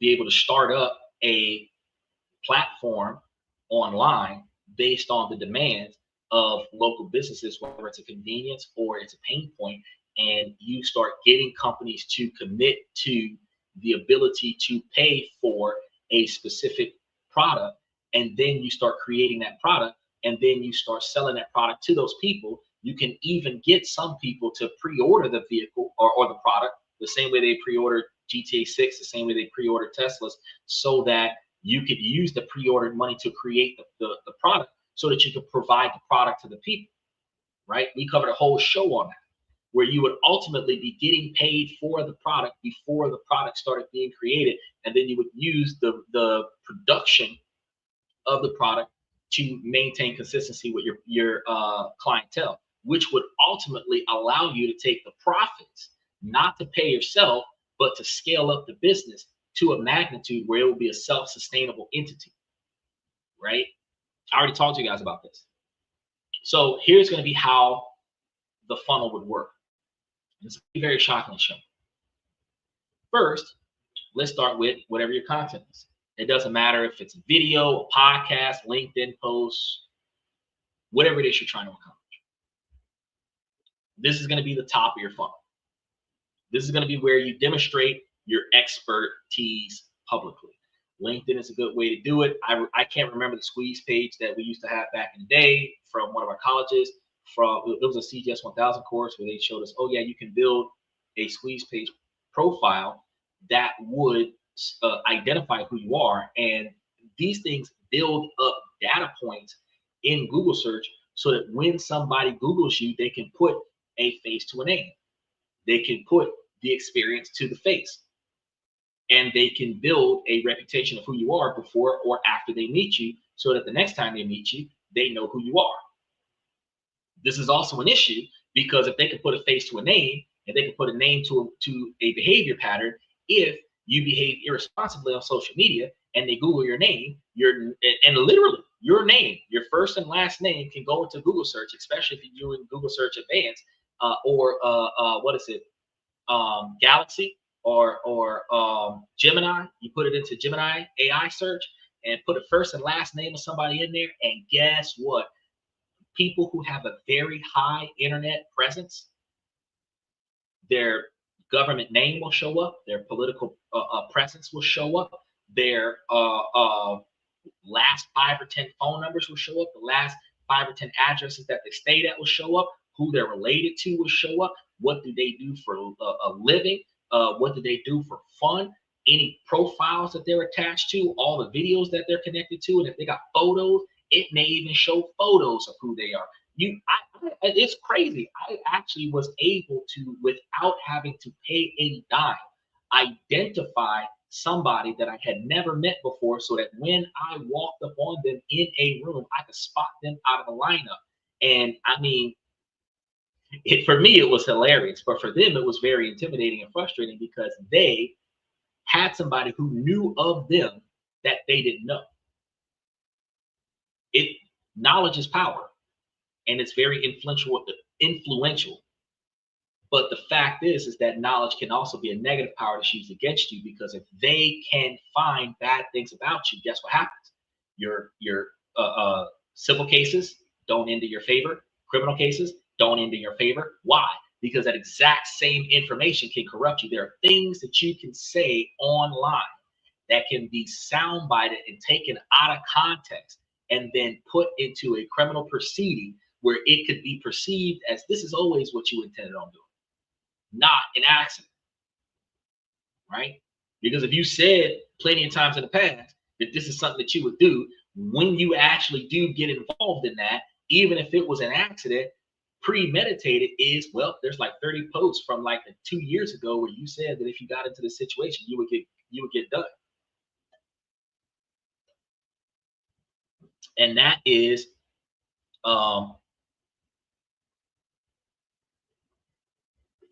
some of the things that you guys got to pay attention to. So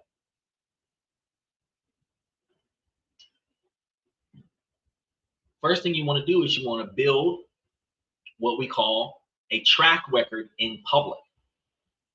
You're not just telling people that you're smart, you're showing them by breaking down a case or analyzing an investment.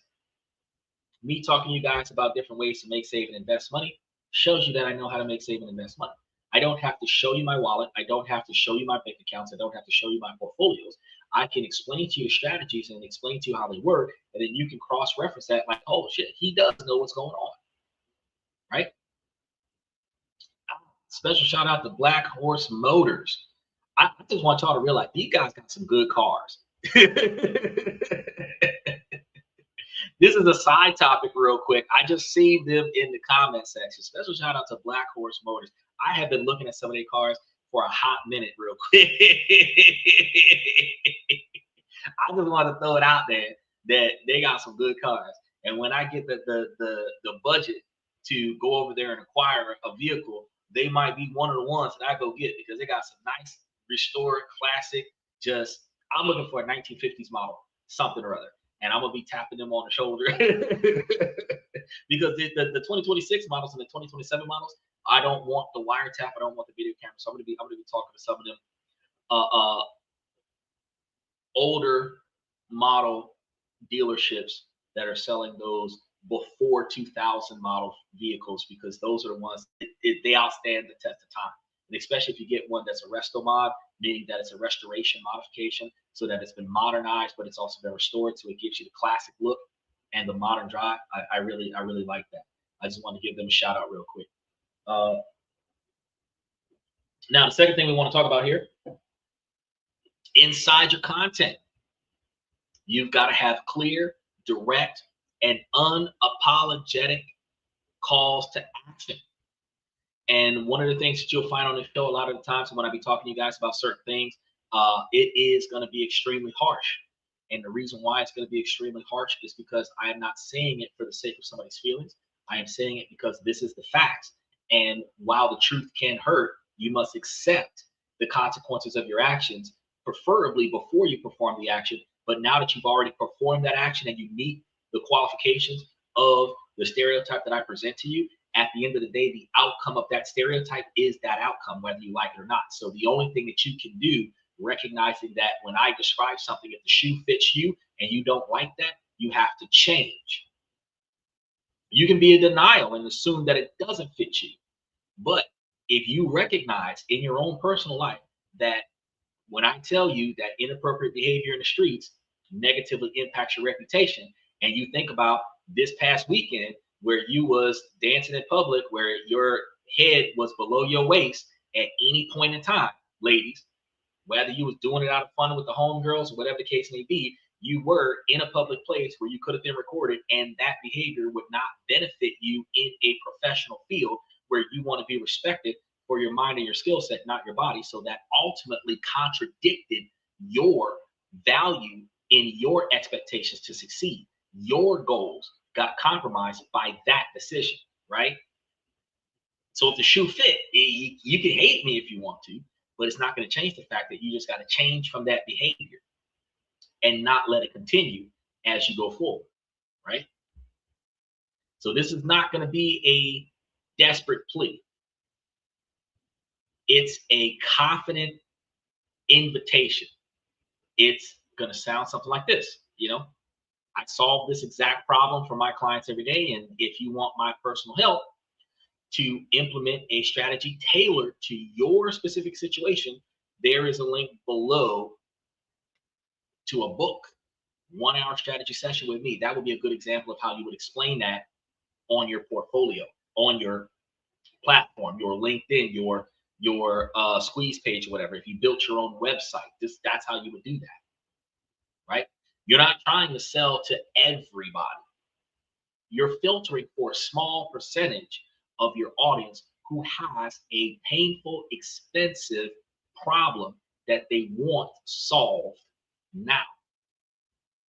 Because there are two industries that never fold, even in a recession: convenience and need. If I really don't want to do something, I will pay somebody to do it for me. If I can't exist without this product, I will pay whatever you ask for that product. Those are the two fields that do not fold, even in a recession. Medical treatment, I need that. Sometimes transportation to work, I want that because I'm too lazy to walk, or it's too far, whatever the case may be. So used car dealerships are still going to make sales, not as much as they would in a different market, but they would make sales because they people need transportation, right? The third thing that you want to do is you want to start with 2 core offers, because you're not trying to be a jack of all trades. You're not trying to provide every service under the sun. You want to specialize in a specific group. Even if you have multiple different services that play off of one another, you want to have a specific group of people that will benefit from this specific service. Fundamentally, and I learned this from a lawyer, less is more. Meaning, you express less and get more from society. So start with 2 core offers: low friction entry point products and higher ticket signature services. Low entry, low friction products are going to be the ones that it doesn't cost them a lot of money, $2 to $5 to get in, $10, $15 to get in. It is easy. They can benefit from it. You see this from a lot of websites that says either free trial or $1 trial. It's a low friction entry point. And then after 2 weeks or 30 days, or in some situations 90 days, you start paying a subscription. They typically set that up in a way where you fix it and forget it, because you have to put your financial information on file to get the free trial. And then after the free trial is up, they automatically charge your card. So if you forget to cancel, and that's typically what happens with the average everyday person, if you forget to cancel, then they will just continue to charge your card for the service until you remember that they're charging your card for the service. The entry point offer, this is going to usually be a one-off. Simple paid strategy session. 60 minutes like family law strategy consulting, or 90-minute portfolio review session. You're going to price it high enough to scale. You're going to price it high enough to scare away the freebie seekers, but low enough that it feels like an accessible investment for someone serious. The goal is not to continue, because the word free attracts a lot of people. I want to tell you something. It was wild. I was at a gas station last week. Walked in. I was tired driving. I went to go get me an energy drink. I seen a monster. I don't really do monsters, Not because there's nothing wrong with them. I love the way they taste. I love Monsters. I love Red Bulls. You know, energy drinks are fantastic. I had 5-hour energy drink and stuff to that effect. It's just I don't do them because of the high concentration of caffeine, right? But I needed this to get to where I was going at 100 miles an hour. So I walk up and I see it was what? I think it was like $3.49 for one, right? $6 for two. Buy two, get one free. All in the same spot. So I'm gonna get at least two because I'm that tired. I was accelerating and dreaming at the same time. I was like, okay, I gotta get two. I gotta get one to wake me up now and one to keep me up in the next 25 miles. So when I look and it says buy two, get one free right next to the 2 for $6, it doesn't change nothing on my plate to get the third one. But you know what the funny part is? If it's 2 for $6, why did I pay $7.54? Because it's $3.47 a piece. That's why. You put that together, it's going to be $7. So instead of getting two for $6, I paid an extra $1.50 to get the third. So what did that mean for that particular item? Each one of them was a little over $1.65 or maybe $2.50 a piece. They raised the price and then slap a discount on it to make people believe that they're saving money. But if you raise the price high enough on the initial item and then reduce the price for every other item that you acquire, then you are still margining a larger quantity of sales. And the customer still feels like they got a bargain. The buy two, get one free allows me to grab the third one basically for half price, because if the original price was $3.40 something, 2 for $6, the third one was another $1.50 more. That means that it was $1.50 less than buying three. So it really wasn't buy two, get one free. It was buy two, get one 50% off. Because if two was supposed to be for $6, the third one was supposed to be free. And I still paid $6. Crazy, right? This is marketing. So when you price your items, you're not trying to price your items for get something free, because they'll use it the whole time it's free. You won't make $1 off of it. And a lot of people, just like you see people jumping into the channel trying to troll the channel, they will make 30 or 40 different emails to use the product for free until that particular account can no longer use the product for free. People used to do that with Uber and Lyft. Was they would set up an account, get their free ride, and then send the free ride link to another account to set up another account and get another free ride, up until they started linking your cell phone's IP address and stopped doing that. You would get like 10 or 15 different free rides from 10 or 15 different accounts, because each account had the free ride qualification on it, right? And then because you have multiple accounts, if one account gets blocked until they block your IP address, you can utilize other accounts, right?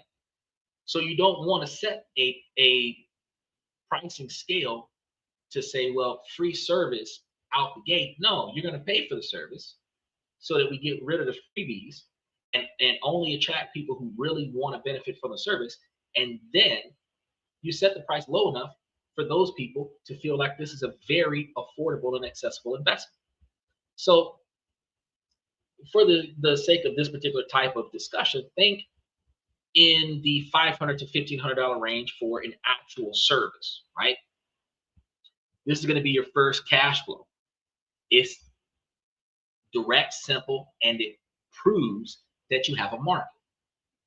The signature service, this is going to be your main high ticket package. where the real income is going to lie. It's a multi-session program, a retainer-based advisory service, or a done-for-you project, something that you could have done for yourself, but you don't have the time to do it. Convenience fee, right?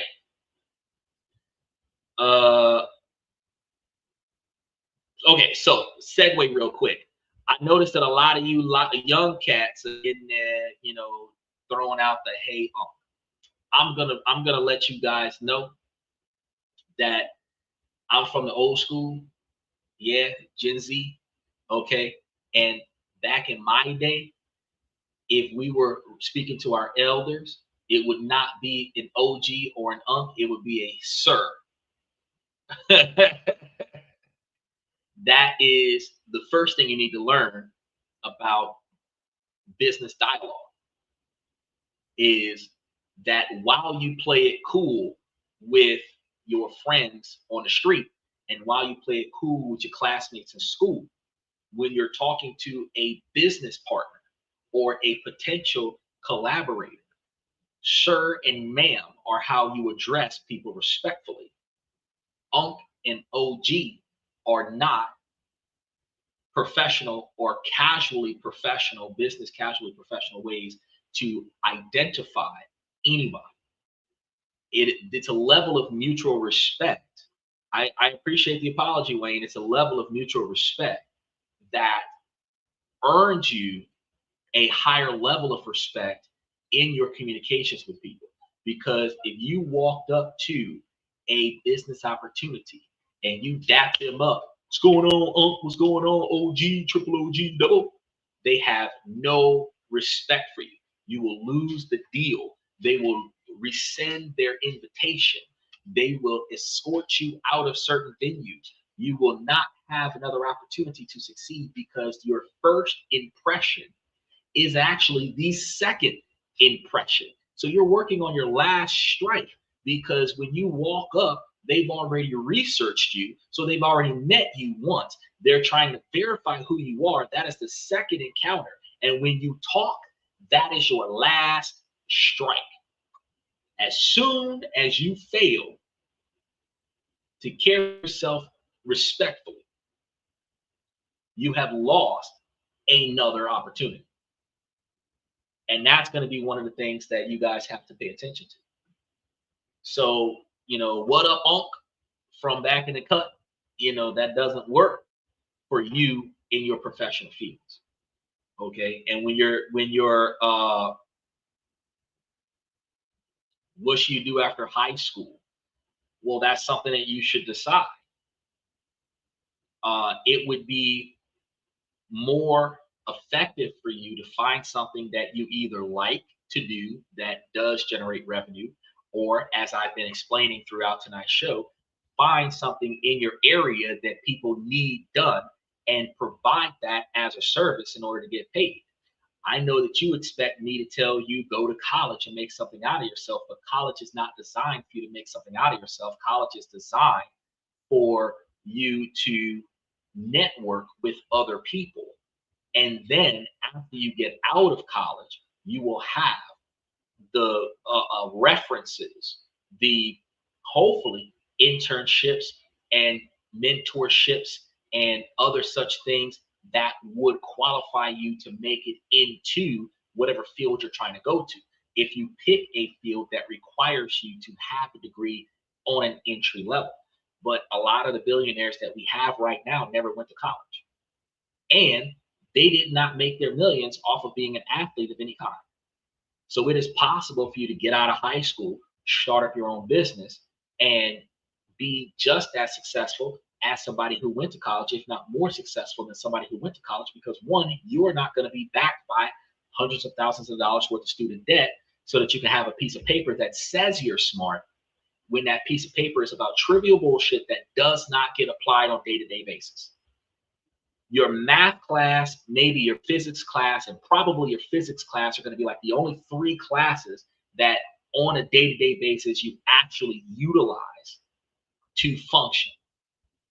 Researching from your sociology class and all of this other stuff might help you with your ability to get information, But fundamentally, like knowing how to count, knowing how to read, write, and spell, knowing how to communicate, these are going to be things that is going to carry you through life.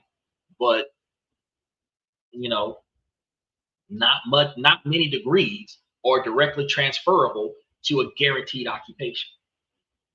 Now, let's throw up an example of a do-it-yourself project. If you have a 3-month financial coaching program or legal strategy and document preparation package, a strategy and document preparation package means that I will formulate a plan to put together your legal documents for you and prepare them to the level that requires your signature and notary, which means I'm creating a template of a legal document that you're going to utilize to fill in the necessary information that you need and then sign your name in front of a notary and then turn that document in. It could be anything. It could be a tax form. It could be a case file in a civil or criminal court. It could be anything, right? It is just preparing that document. For a business, it could be organizing their profits and losses. It could be itemizing their vendors. It could be in real estate. It could be contracts to hold the property during transition or escrow or anything to that effect, right?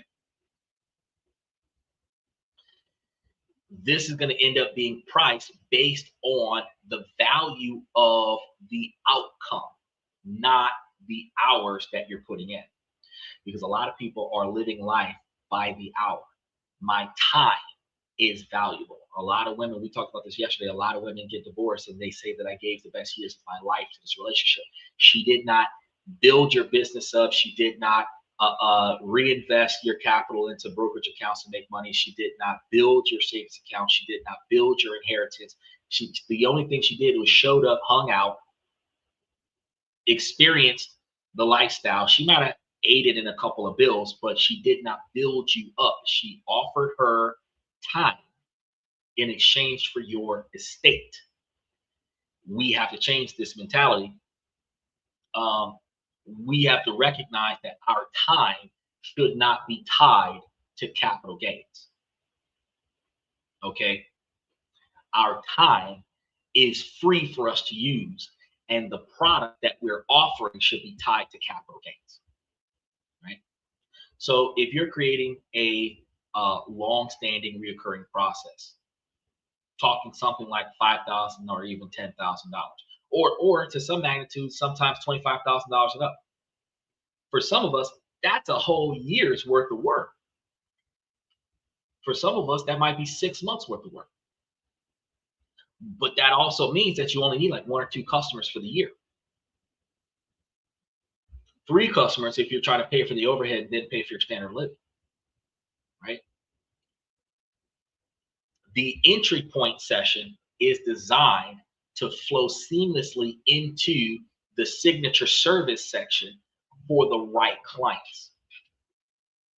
And that allows you to get paid for a service, curate your clients to find the ones that are worth your time and effort to provide them with the rest of the stuff. You're not selling your time, but you understand that if this guy's not going to pay, I'm not going to produce this product. I'm going to get paid for what I produced, right? As your audience grows, you can absolutely add other income streams.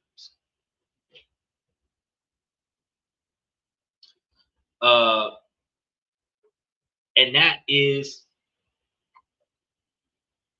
another source of, like, for example, YouTube ad revenue, channel memberships, sponsorships, right? These are going to be all great ways to have additional income coming, right? But they are going to be accelerators, not the foundation of income. So when a lot of people who stream on social media, they expect millions of dollars off of each stream, tens of thousands of dollars off of each stream. Yeah, The women can probably accomplish that because you put on an attractive outfit and all the thirsty dudes is going to come up there and watch you. 50% of the population. What do we got right now? 170 million people on TikTok right now. So it's not that hard to have a few 100,000 people following your stream, and it's not that hard for a few 100,000 people to turn you into $2,000 or $3,000 per video worth of views. But the thing is that the ad revenue is not nearly as much as the membership, because if you had 1,000 people on membership paying you $5, and that's $5,000 just because they signed up, not because you went live. So you got to understand that the ad revenue is going to be more money. What are you looking for, Wayne?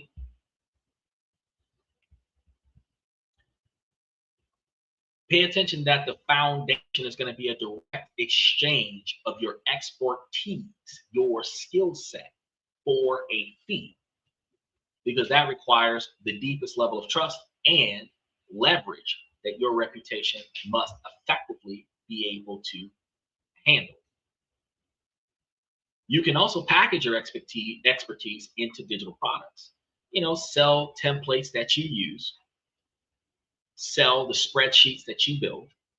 I put all of these things into the membership on YouTube so that you guys have direct access to it. But it's a good idea for me to create a completely separate website and start putting these things up for sale in digital books with purchase to download links to it so that people can gain access to it. And I can turn over a second profit or a third profit. Either way, your reputation for excellence is going to be what justifies the price point for the products that you're offering. Your name on the product is the guarantee of quality, which is where, for anybody who's a content creator that's ever experienced collaborations for sales of certain white label products, a white label product is a product that has no label, that uses your brand on their product because your brand provides the product's quality, not the performance of the product, so that the product gets sold. And as a result, you get a commission for using your brand on their product. Crazy, right? Boy, you better sit down and shut up while we grown folks have conversations. I'm not dealing with you today. Be still. This is going to bring us maybe to the most overlooked perk of having a strong reputation. It doesn't just bring in revenue, it dramatically improves the terms of every deal that you make. Your reputation is hidden leverage in any negotiation. When your reputation is weak or non-existent, you're operating from a position of weakness. You have to say yes to bad clients in order to turn over a sale. Right? You have to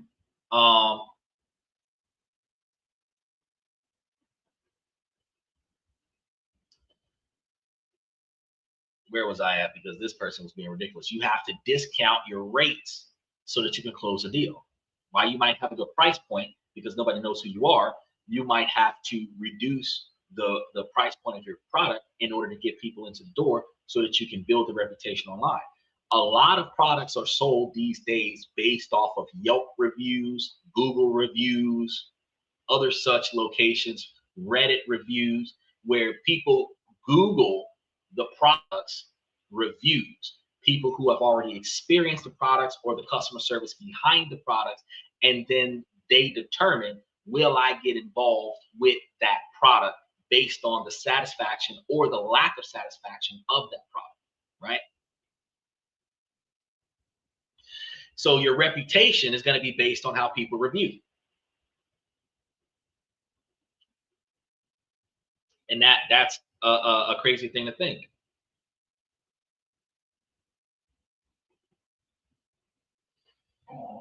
You're actually not the only person commenting, my guy. You're the only person trolling the podcast. And if you notice that most of y'all are being removed for negative comments.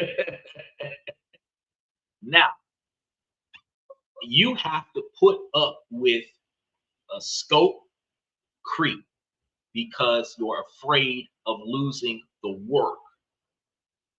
Scope creep is going to be expanding your horizons in order to meet a larger market, in order for you to bring in some type of clientele so that you can have some type of income, so that you can satisfy some type of revenue stream for your personal self, right?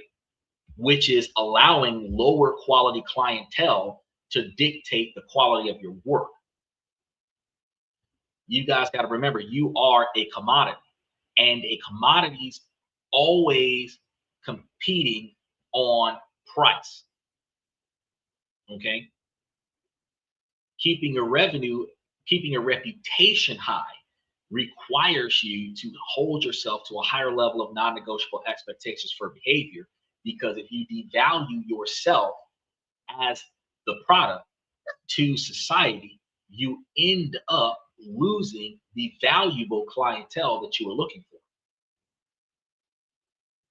But when you have a powerful reputation, the whole dynamic starts to flip. You're not a commodity anymore when you have a high reputation. You are a category of the commodity. You are perceivably the prize. I know that that is thrown back and forward in the dating culture, where women believe that they're the prize versus the truth that men are the prize.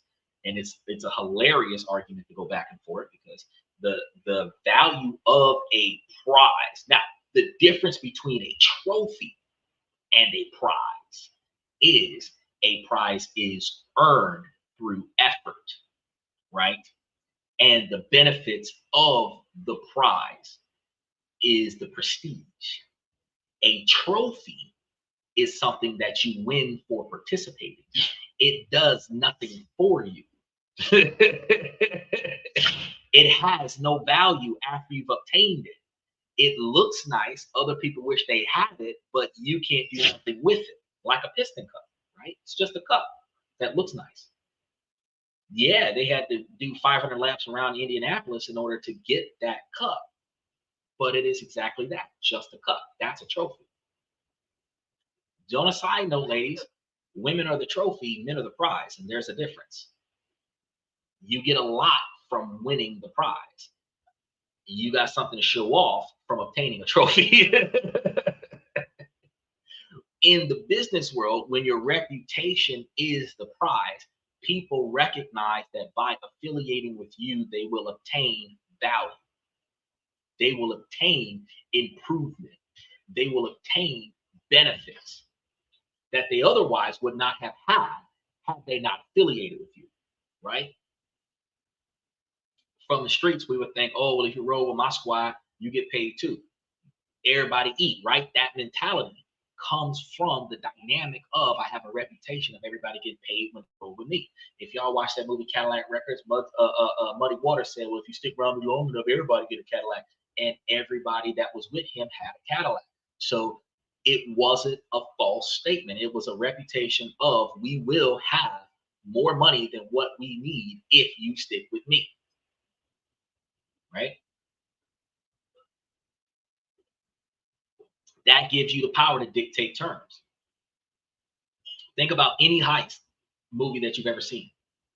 The leader of the heist is somebody who has successfully completed a substantial quantity of high pressure heists successfully.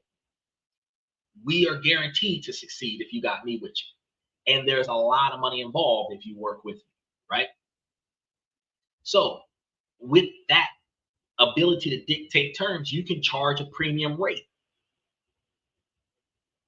And clients will pay the premium rate gratefully, because they see it as an investment in a guaranteed outcome that usually turns them a profit far more significant than the input that they provided to you. Your reputation is going to be the proof. You can demand a 50% deposit up front, and clients won't blink. Think about mechanics that will work on your car with no issue if you give them the initial inspection fee up front. Then they'll fix your car and they'll take the inspection fee off the back end. It locks you into guaranteed service. They might charge you $500 out the door to come in and let me look at your car. But if I fix that car, you get that $500 back. Now, I'm going to trust you to not leave that $500 on the table. I'm going to give you $500. You're going to look at my car. You're going to fix my car. Then I'm going to contact you about that $500 back. If you're on point with giving me that money back, now you've got a reputation to say, yes, I did business with them. As long as I do business with them, the inspection is free. I can verify that. That verification is reputation. Now, if you had kept the $500, people would say, oh no, I did business with such and such. They took $500, didn't charge me, but the $500 was supposed to be free if they did the service. So I paid an extra $500, and that shows that you can't trust that person. Again, reputation. Right?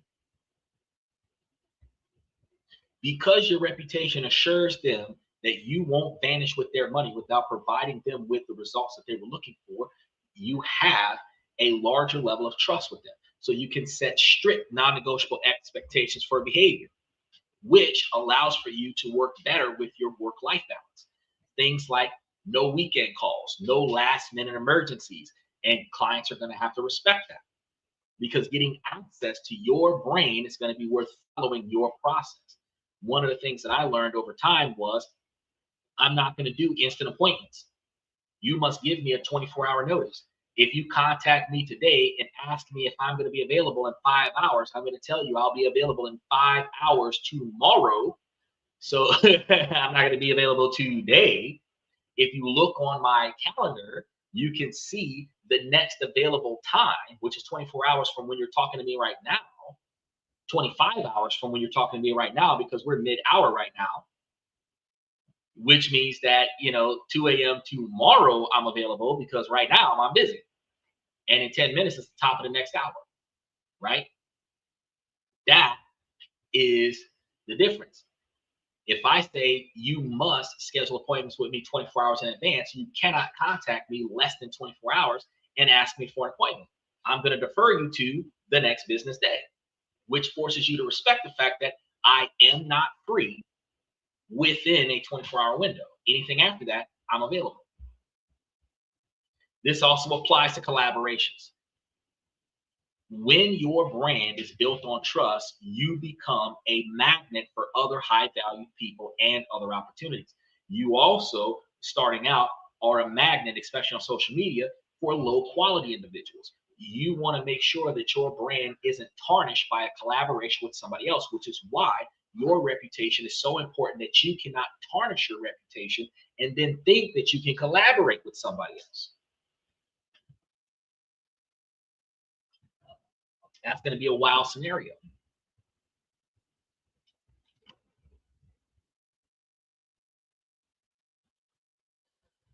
People will want to be on your podcast, not for free. They'll show up, but they're not going to do it for a fee, right? But for the association.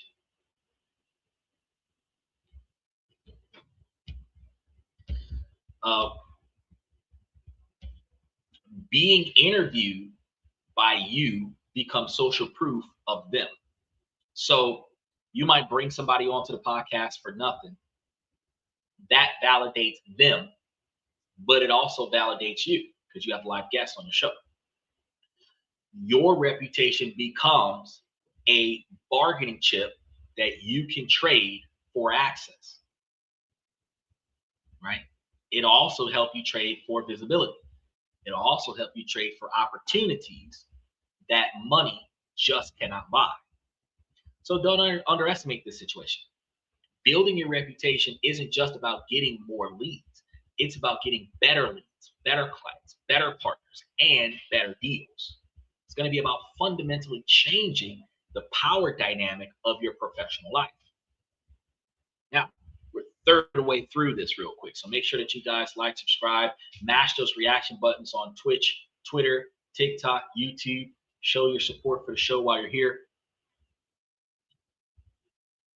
The first part of this we want to talk about is that your reputation isn't just a passive goodwill. It's active collateral. You monetize it not by chasing a huge audience, but with high value service offers for a small, trusting group. And you leverage it not just to make money, but to control the terms of every professional engagement that you have. That one core strategy, that is going to be what you need. Now, let's talk about building the engine that's going to drive this strategy. So you've established a business strategy in order to get you started. Your reputation is collateral that you can turn into cash and leverage. Now for the multi-million-dollar question. How do you actually build it? And more importantly, how do you make the reputation visible? Because here's the thing. An unknown expert is basically the same as a non-expert. Reputation is built on what people can see. It's a track record. If nobody sees your track record, it might as well not exist. So this section is going to be the visible blueprint. Proof of competence. This is going to be your content and personal branding plans. And these steps are going to be in our membership on the YouTube channel if you guys take a look at the membership. So the first thing that we want to do is we want to define the currency, your positioning. Before you can build a reputation for something, you have to decide what that something is. If your reputation is a currency, you need to define its denominations. A vague brand is a worthless currency. You can't be known for being a great business person or helping people. It's too broad. It means absolutely nothing. People need to know exactly what you do and who you do it for. When I'm helping individuals that are 30 years and older change the way they do things by finding different ways for them to make, save, and invest money, I am actually working on what? Making money, saving money, and investing money, which is bringing money to you through your effort, right? That's a specific location. People need to know exactly what you do and who you're doing it for. And this is going to be called positioning. And the best tool for this is the one sentence positioning statement. It has to be sharp, specific, and memorable. So let's take a reverend lawyer strategist concept as an example. Weak positioning would be, I help people with life challenges. A powerful positioning is, I'm a reverend lawyer who helps men navigate the complexities of family law and personal finance by teaching them to think scientifically. The difference there, the first one is forgettable. The second one creates an entire category of one, meaning you're the only person in this niche. It tells you who you help, which is men, what problems that you solve, family law, personal finance, and your unique angle, which is scientific thinking. It's intriguing, specific, and it instantly builds authority. Your first action item is to write this one sentence statement for yourself. Might take a couple hours, even days, but once you nail it, it becomes the North Star for everything else.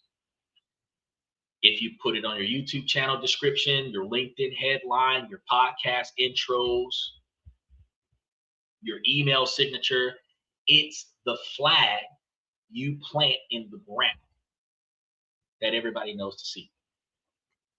Once you have that statement, you choose 3 content pillars that support it. These are going to be 3 to 5 core topics that you will talk about relentlessly. In our example, the pillar would be clear: strategic self-representation of family law, practical personal finance, and dividend investing. Male-focused relationship psychology and self-improvement. Every piece of content that you create, every video, every post has to fall under one of those key pillars. This focus is what builds your reputation. It trains your audience on what to expect from you. Consistency across a narrow set of topics is going to be how you become synonymous with your expertise. Which, if you think you've got a lot of friends, but if some of them are situational friends, you've got the friends that are always at the bar. We call them bar friends. You got the friends that are always at the gym. We call them gym friends. We got the friends that are always in the mountain. We call those hiking friends, right? You've got the friends that sit down and smoke all the time. You got smoke buddies, right? They're subcategorized as something that they do all the time, right? So when you want to affiliate with that particular activity, you contact that friend. That same self-image is how business works. If you are known synonymously for a specific thing, like I'm known for investment opportunities, whenever you decide to look into investment opportunities, you're going to come look for me. When you decide to get into an argument about gender inequality, you're not going to come talk to me. Well, you might, but that'd probably be on a Sunday night.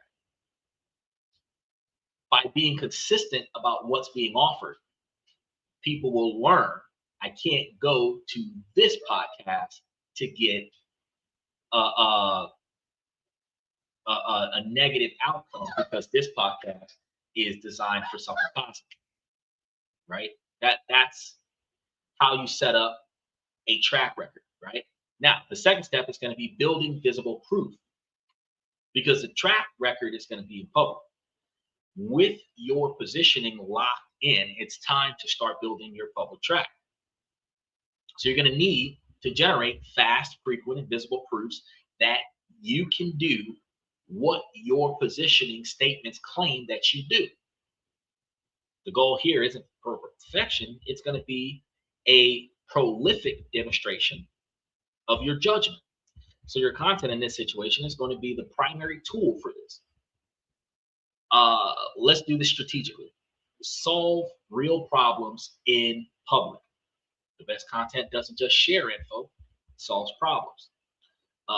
Go to places where your audience asks questions, like Reddit, Quora, Facebook groups, and find their real painful problems. Then create content that answers those specific questions. Frame your videos as solutions.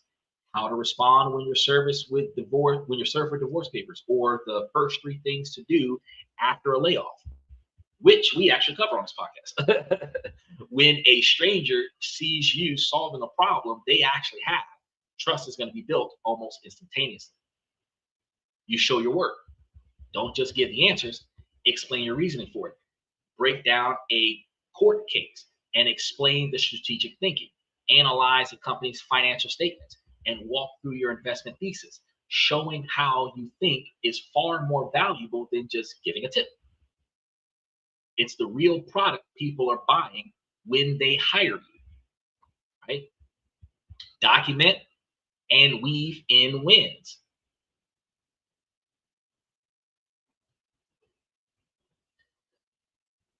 Even with everything that you get yourself into, a good result for a client is something that you need to capture with their permission, of course. So whenever a client has something positive to say about your product, you want to encourage them to either allow you to post it up or encourage them to put up that positive review on your behalf. Get testimonials, write up short case studies, then weave these wins into your content. Have them scrolling across the screen, have them in the FAQs, have them in a whole testimonial section. It's not bragging, it's providing proof. It sounds like this. This exact framework my client John Doe used last month. He was struggling with X. He put this system in place, and here's the email he sent me last week, and then whatever the email says. This makes your results tangible and shows your advice works in the real world. Embrace your mistakes. This is counterintuitive, but incredibly powerful. When you get something wrong or have to update a previous opinion, do it publicly. Make your video explaining what you got wrong, what you learned, and how your thinking has evolved.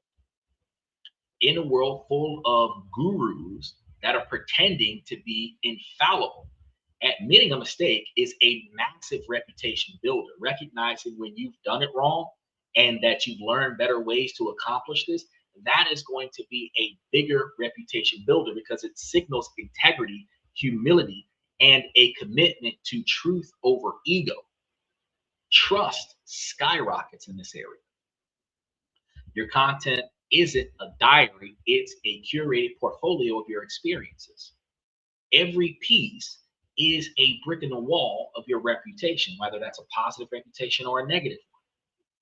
Step number 3 is going to be the content architecture, the difference between the pillars and the natives.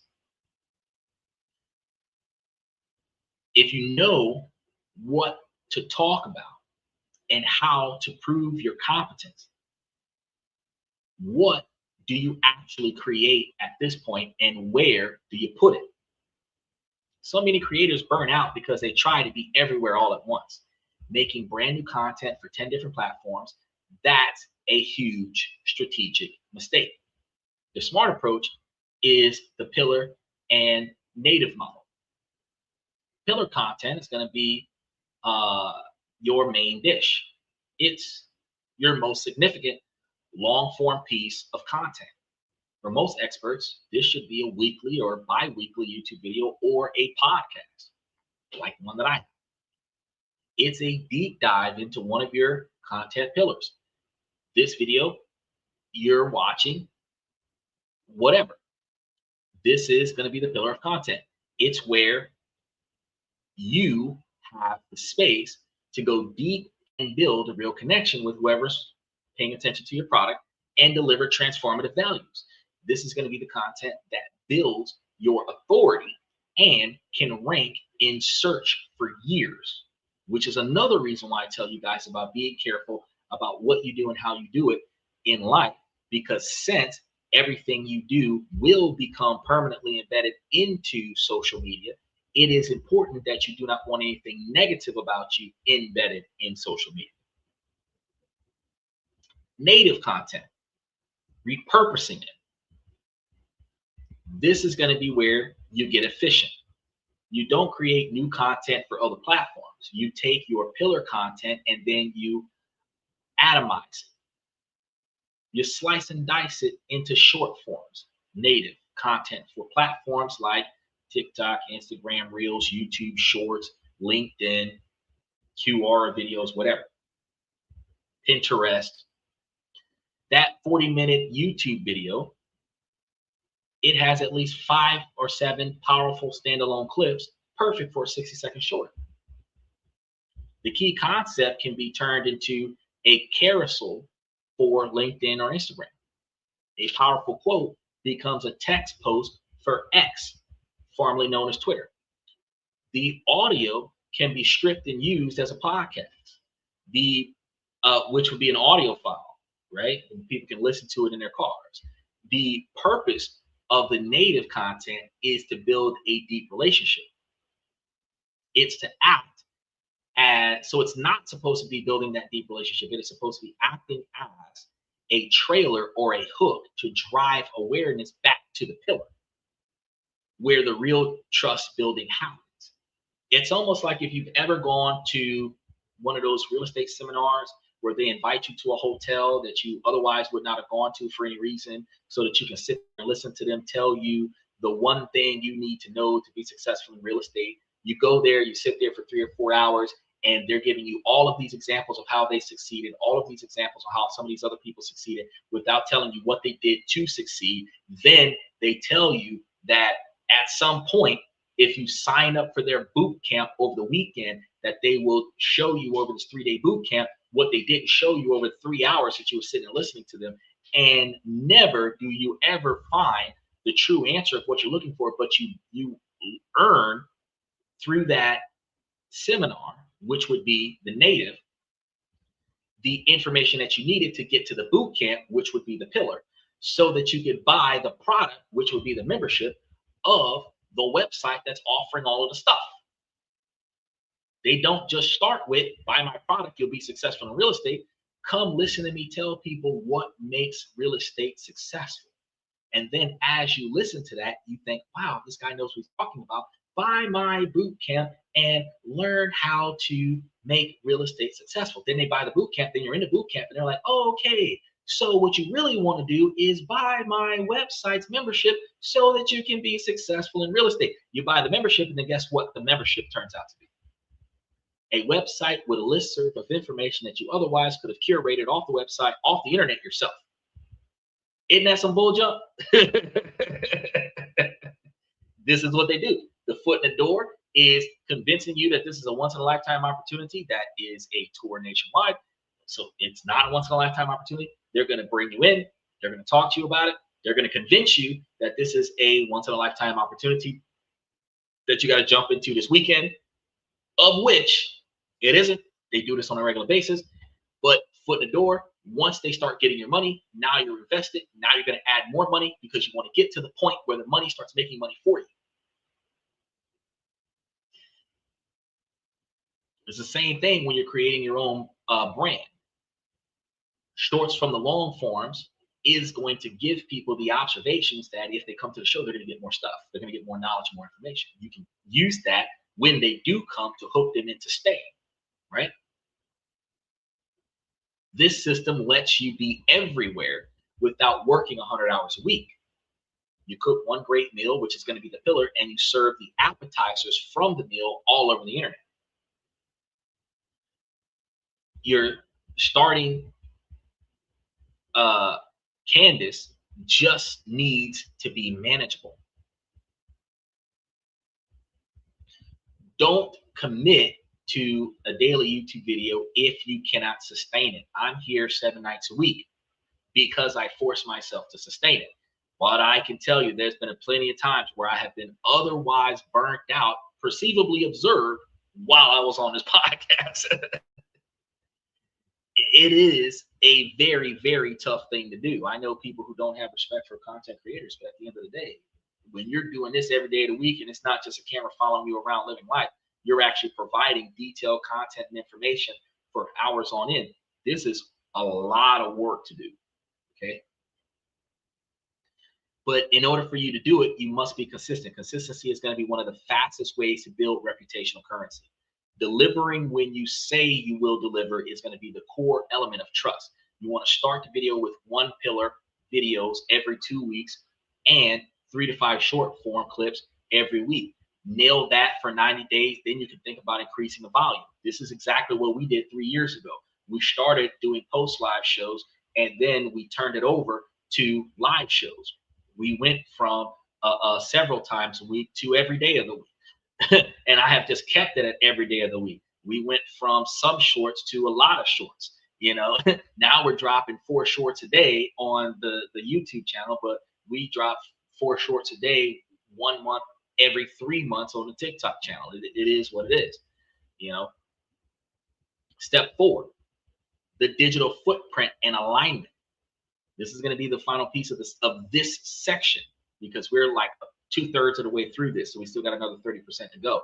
So stay with me as we keep going and make sure that you guys mash those reaction buttons while you're here. This is going to be to make sure that your entire digital presence is aligned and professional. Your reputation can be instantly undermined by a sloppy or inconsistent online footprint. Unified branding is going to be a key value here. You want to use the same professional headshot, the same name, the same colors, the same 1-sentence positioning statements across every single platform. When someone finds you on TikTok and then searches for you on YouTube, it should be immediately obvious that it's the same person. You see our this and that logo behind me. It's the same as the this and that logo that you see at the top of the screen. It's the same as the this and that logo that's on the long form on YouTube. It's the same as the this and that logo that's on the shorts form reel. So if you were to look at that logo, type this and that into YouTube, you will see that exact logo over the name and you will know that you're in the right spot. This is branding, guys. And it also signals professionalism. I'm wearing today's shirt, not intended to match the theme of the colors of the show, but it actually does. The black and gold actually offs the black, gold, and white in the background, which offs the black, gold, and white on the logo, actually unintentionally representing the brand with the color theme of my attire. And when you're building your own brand and you're existing as a self-representation of your brand, wearing your own merch is highly important. If you were a Tesla dealer, you would show more confidence in your product if you drove a Tesla. Just saying. Even if you think it's garbage, if you are a Tesla dealer, you would have more confidence in your product if you drove a Tesla. Right? Now, a central hub is always going to be needed because you got to have a simple one-page website or at least a specific location where all of your stuff goes. It's going to be your digital business card. It doesn't have to be fancy. It just needs to link to your latest pillars of content. And that is going to be important. Basic theme colors, basic logo implementation, maybe a domain name that reflects the name of your brand, so that they can type in the name of your brand.com and be directed to a website that then directs them to your content.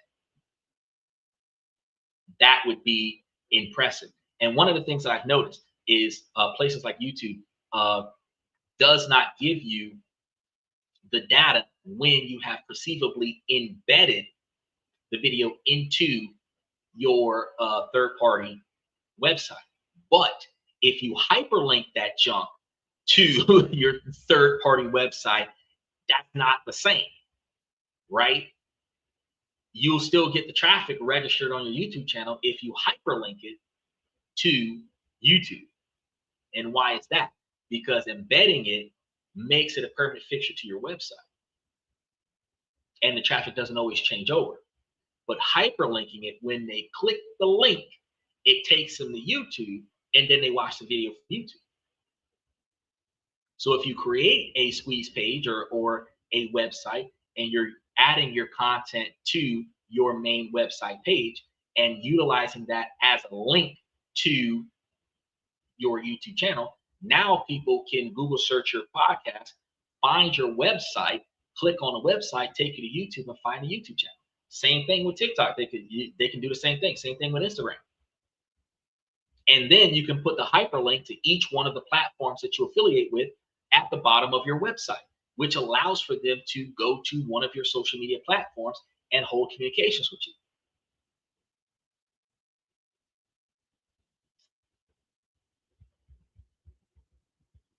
You should have an email opt-in form that allows for people to send you emails so that they can reach out to you and communicate.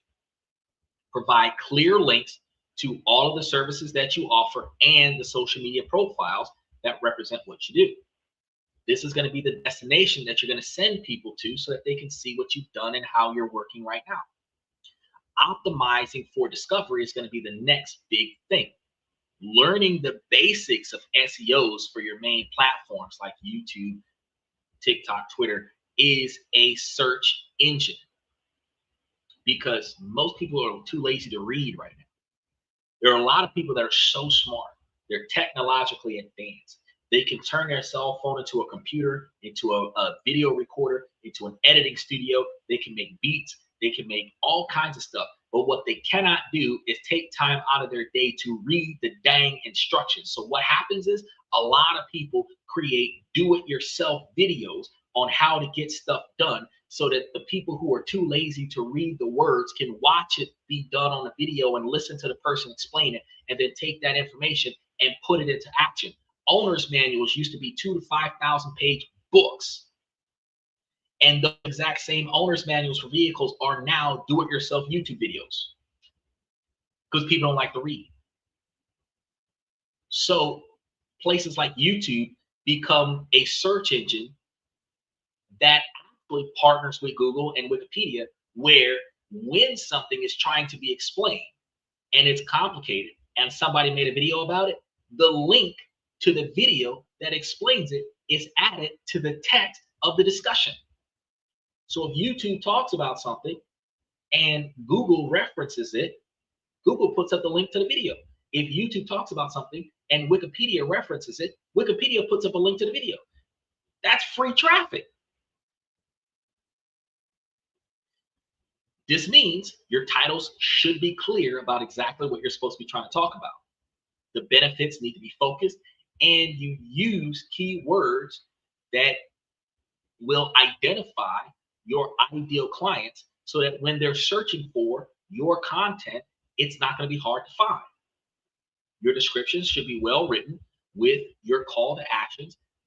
Links are going to have to be one of the first things in the first couple of lines if you're going to be using links.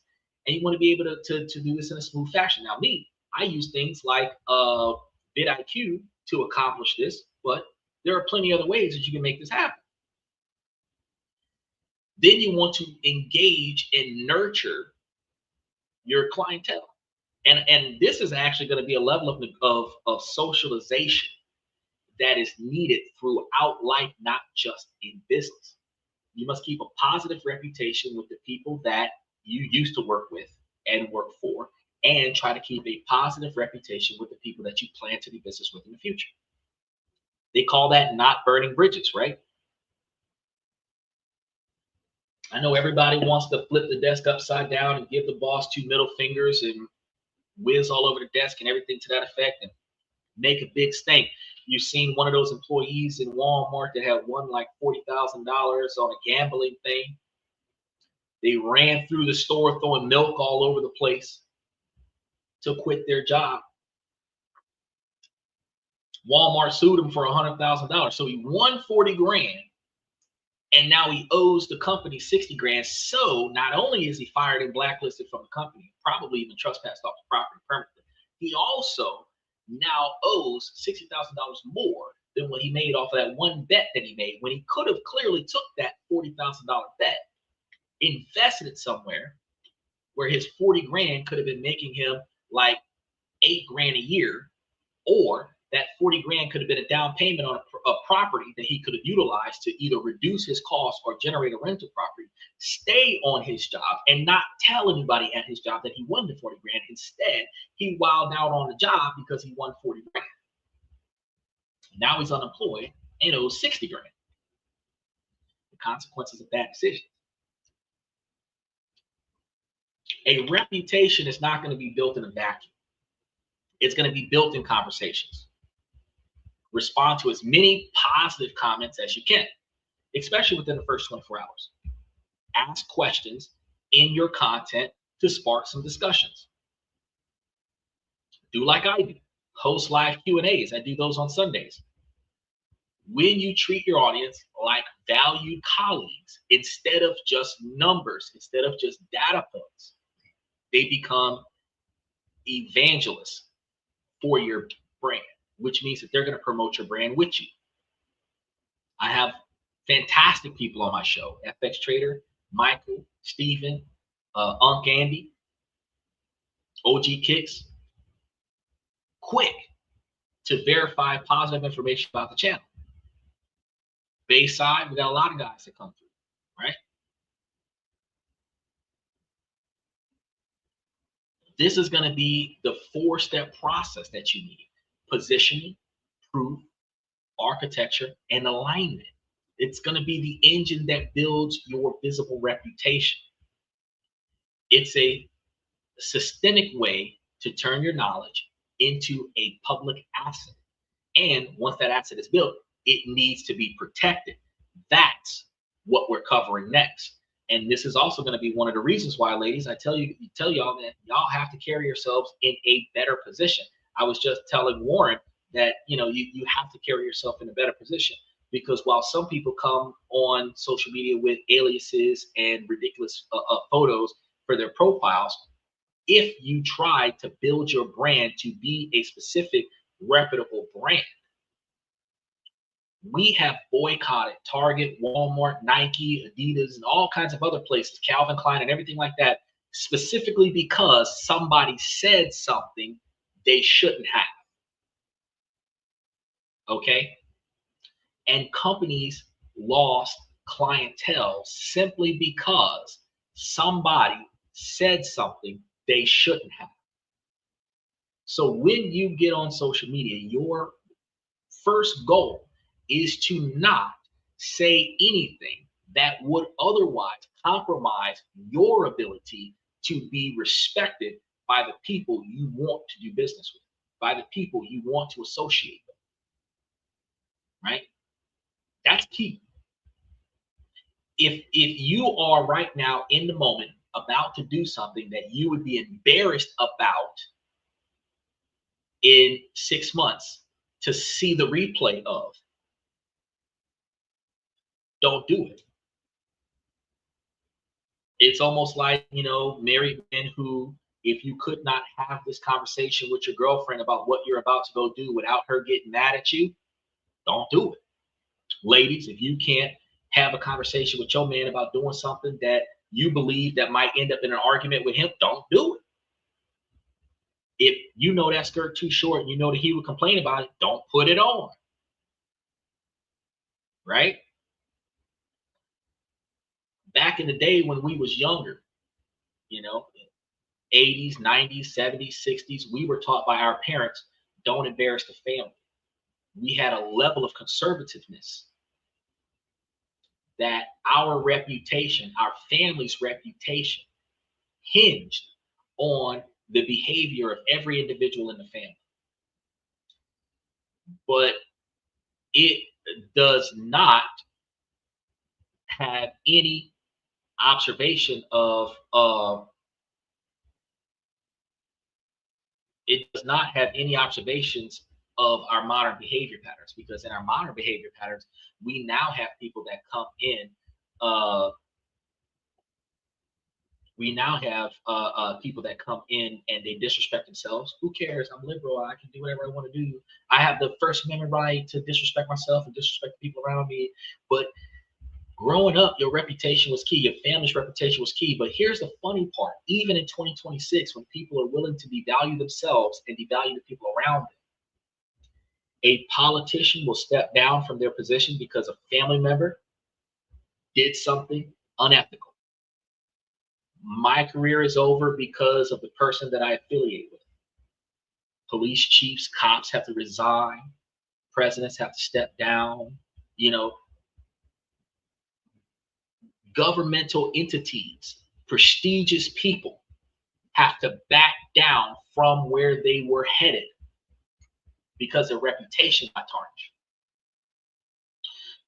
Royce White, his ex-wife came in and bashed him during his election campaign, didn't get elected. She destroyed his reputation. His integrity as a politician had nothing to do with the negative stuff his wife was saying about their personal life. He didn't get elected. Was Shannon Sharp. His ability to, I think it was CNN that he was supposed to be getting himself involved in, CNN or ESPN or something like that. And the scandal that his ex-wife did stopped him from getting that contract. Bill Cosby, NBC contract. Kanye West, $800 billion.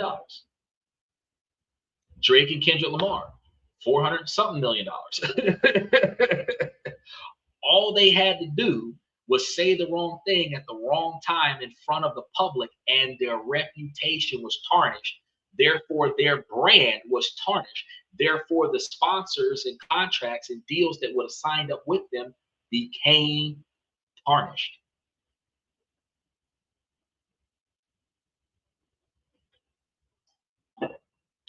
Now, we've covered the strategy for turning reputation into cash and the content plan for building it. Now we have to talk about the most critical part of this whole blueprint, the guardrails. Because A reputation as currency is a high leverage asset. And like any high leverage asset, it can be destroyed in an instant. Fast wealth from reputation doesn't come from chasing short-term money. It comes from rigorously avoiding the mistakes that can kill your credibility. This is going to be the part of the show, the last section of the show, that is about protecting your most valuable asset. Ignoring this is going to be professional suicide. The ethical imperative. Reputation as debt. Every time you compromise your values for a quick buck. Okay? You are not making a profit doing this.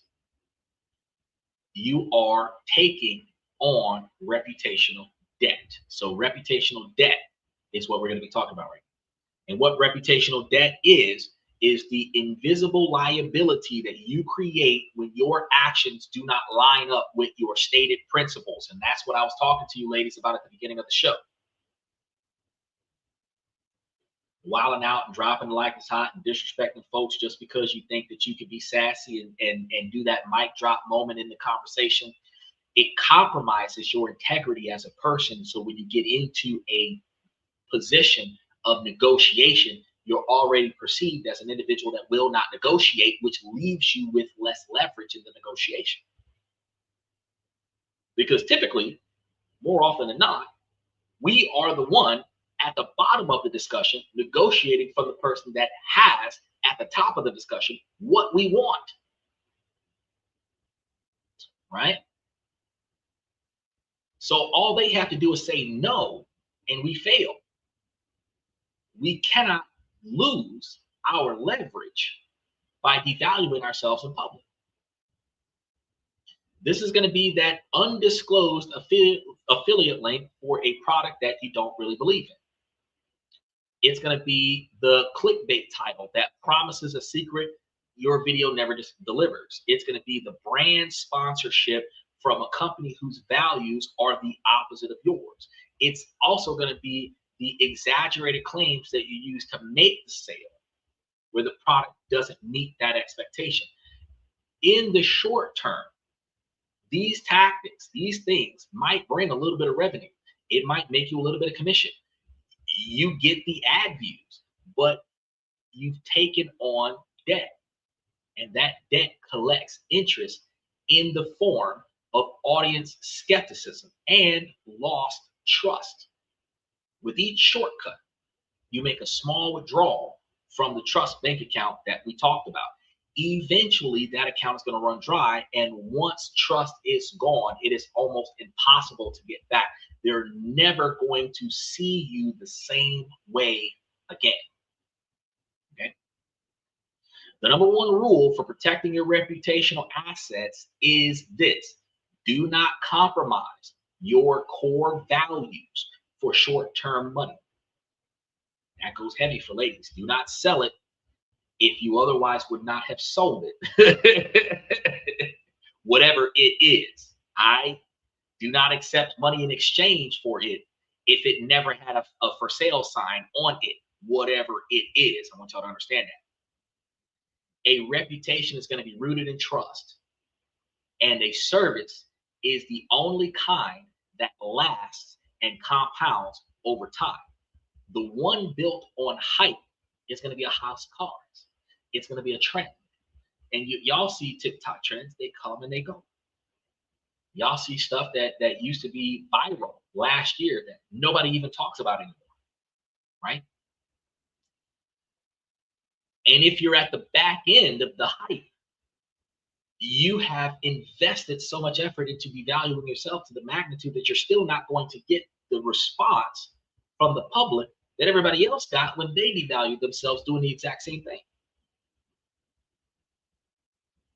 This means you have to be active about maintaining a positive reputation. Radical transparency is going to be important. This is going to be your primary shield. You have to be radically transparent with your audience. If a link is an affiliate link, tell them. right? If um if your show is sponsored by somebody, say something. Disclose everything in the beginning. Like I tell you guys, we're still working on Extreme Key so that we can integrate you guys into the comment section that is on YouTube and Twitch. It was going to be a multi-plat. The goal of this podcast was to be a multi-platform live streaming social interactive situation where basically a bunch of middle-aged individuals that is looking to change their lives and improve themselves can come and have an intelligent conversation about making, saving, and investing money. Forward-thinking people, not conspiracy theorists that's complaining about the past and blaming the government for everything that sucks. Forward-thinking people that want to talk about and negotiate and discuss how we can make ourselves more financially successful, and then where to go and what to do and who to talk to and who to network with so that we can accomplish those goals. The final product of this particular type of successful podcast is a few 100,000 people talking to one another about ways to buy stuff, sell stuff, invest in stuff, recoup their profits off of their investments through the comment section while I'm talking to you guys about a completely different subject, right? People sliding into one another's DMs and setting up a video conference, right? That would be the final project, the final product being successful, right? Modern audiences are not anti-monetization. They are anti-deception. They don't mind getting paid. They mind being tricked. So if you get paid for them being here, they don't really care about that part. They care about you tricking them into being here long enough for you to get paid. Transparency doesn't hurt your brand. It builds it by showing you respect your audience.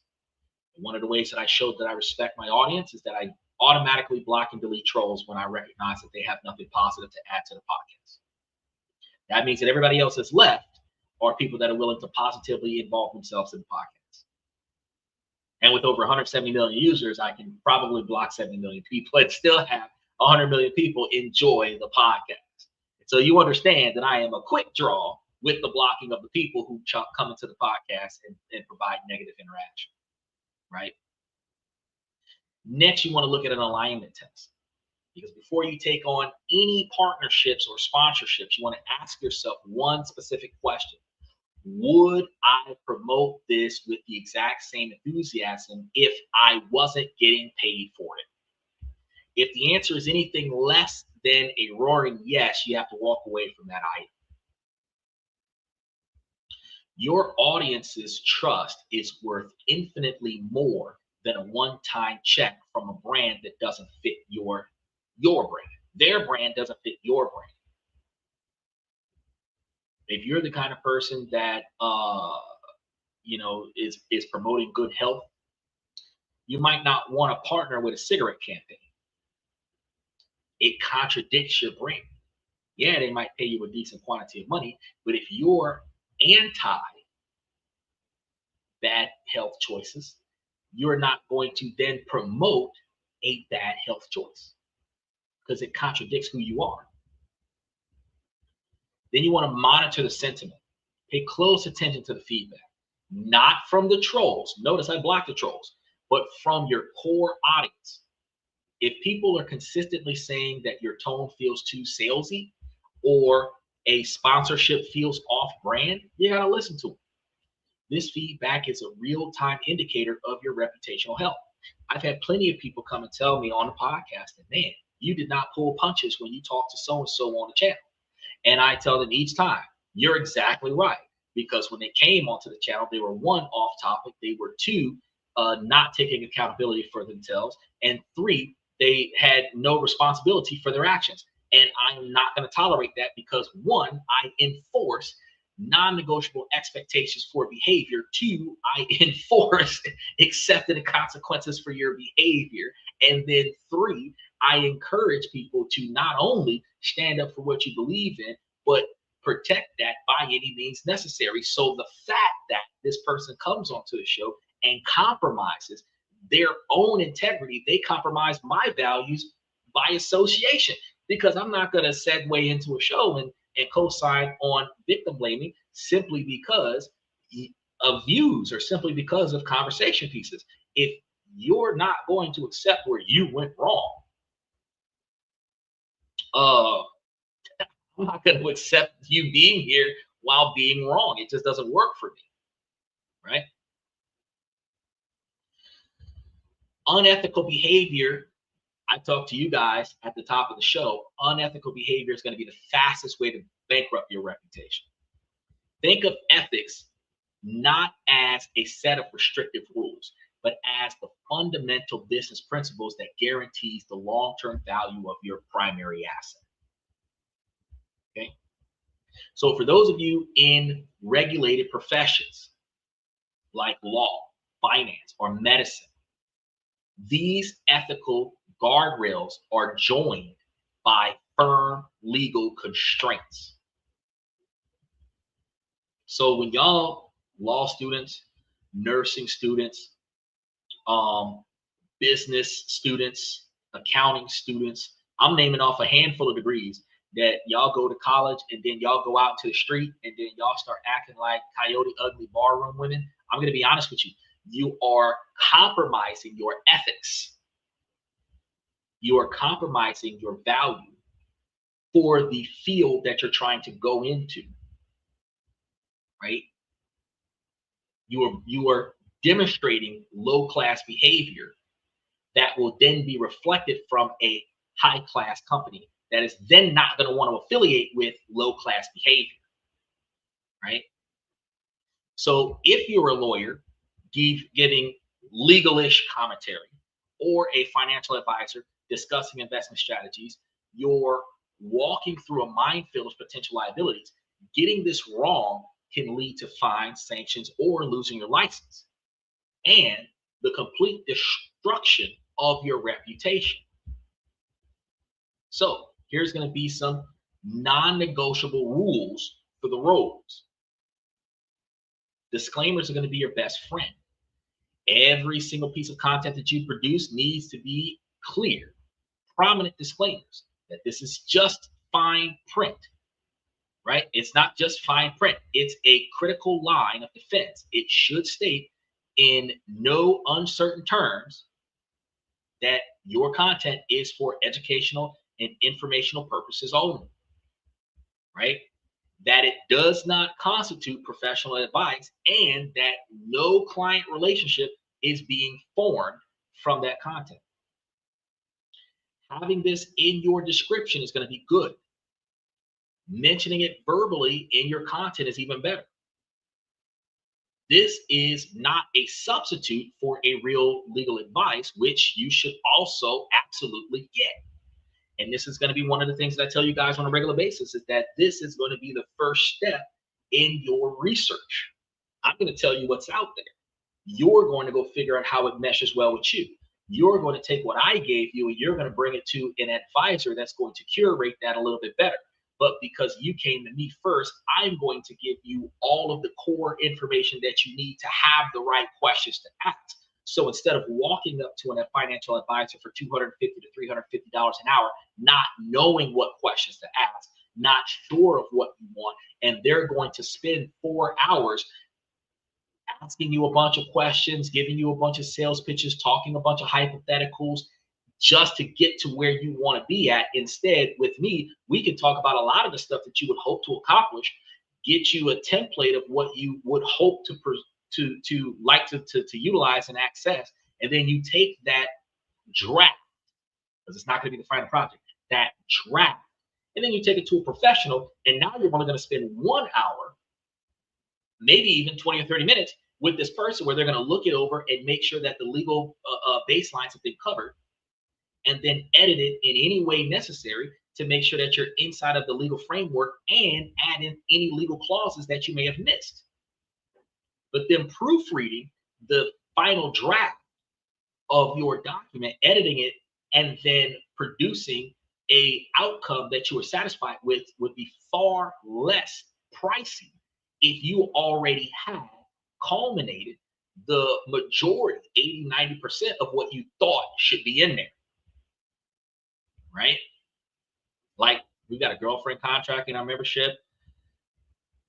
It's a fundamental draft of a contract that explains the division of assets. It's a template. It's not legal advice. It's the furthest actionability in a courtroom is if you guys agreed on how you guys were going to divide that up. Y'all signed it, notarized it, whatever, and then if a division of assets would occur, it would be exactly that, because you can't go to court and be like, oh, well, my partner wouldn't sleep with me. I want $1 million. That's not what it's about. It's like, well, as long as we were together, you could use that car, but that car is my car. And when we break up, you can't keep that car. You still have the car. We are no longer together. According to the contract, I keep the car. That is what a division of assets is for, right? And knowing how to formulate that, knowing how to document certain things, like if my partner is living in my house with me, he or she is not paying equity towards the mortgage or equity stakes in a house that they're only paying for the usage of and maybe a rental of the property. Having that documented, that their money is not going towards the ownership of my house. When we part, they cannot foreclose or for some reason force me to sell my house because we separated. People didn't think about that neither. The usage of the car. If you're paying me money and you're using my car, you could be leasing my car, not getting equity stake in the ownership of my car. Where even if I'm paying notes on my car and you're using my car, you're renting my car from me, not buying my car with me, which means that I don't have to sell my car when we part ways. These are the kind of things that people don't think about in the dating phase.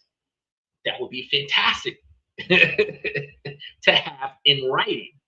And in a lot of contracts that requires a full disclosure of assets, having a subcontract that clearly states that anything not disclosed here is not for grabs, and we're voluntarily waiving rights in this contract to seek possession of anything not disclosed in this contract, kind of limits what somebody is capable of doing. Now, it doesn't make it ironclad, but it does start creating the fundamental baselines of going to a financial lawyer or a family law lawyer or a asset manager, a trust lawyer, an estate lawyer, or somebody like that, and having them turn that document into an ironclad document. Because say you've got 5 or 7, 10, 15, 20 under the oak tree contracts that you've put together with your partner over the last several years.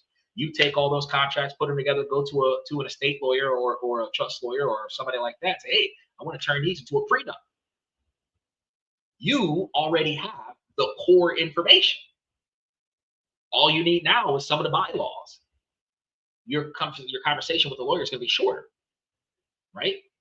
So it's not legal advice, but it gives you a starting point on where to look to get the information that you need before you go to the professional and curate it. Now, position yourself as an educator, not an advisor. And you'll see that on our YouTube channel, we are an educational platform that's going to be providing knowledge on business and behavior and socialization and ethics and everything to that effect. You see the highlights on the platform where Google and Wikipedia are tagging us as a platform of knowledge, right? Educational, which ultimately causes us to have far less traffic than the ones that are built on chaos and corruption and gender conflicts, right?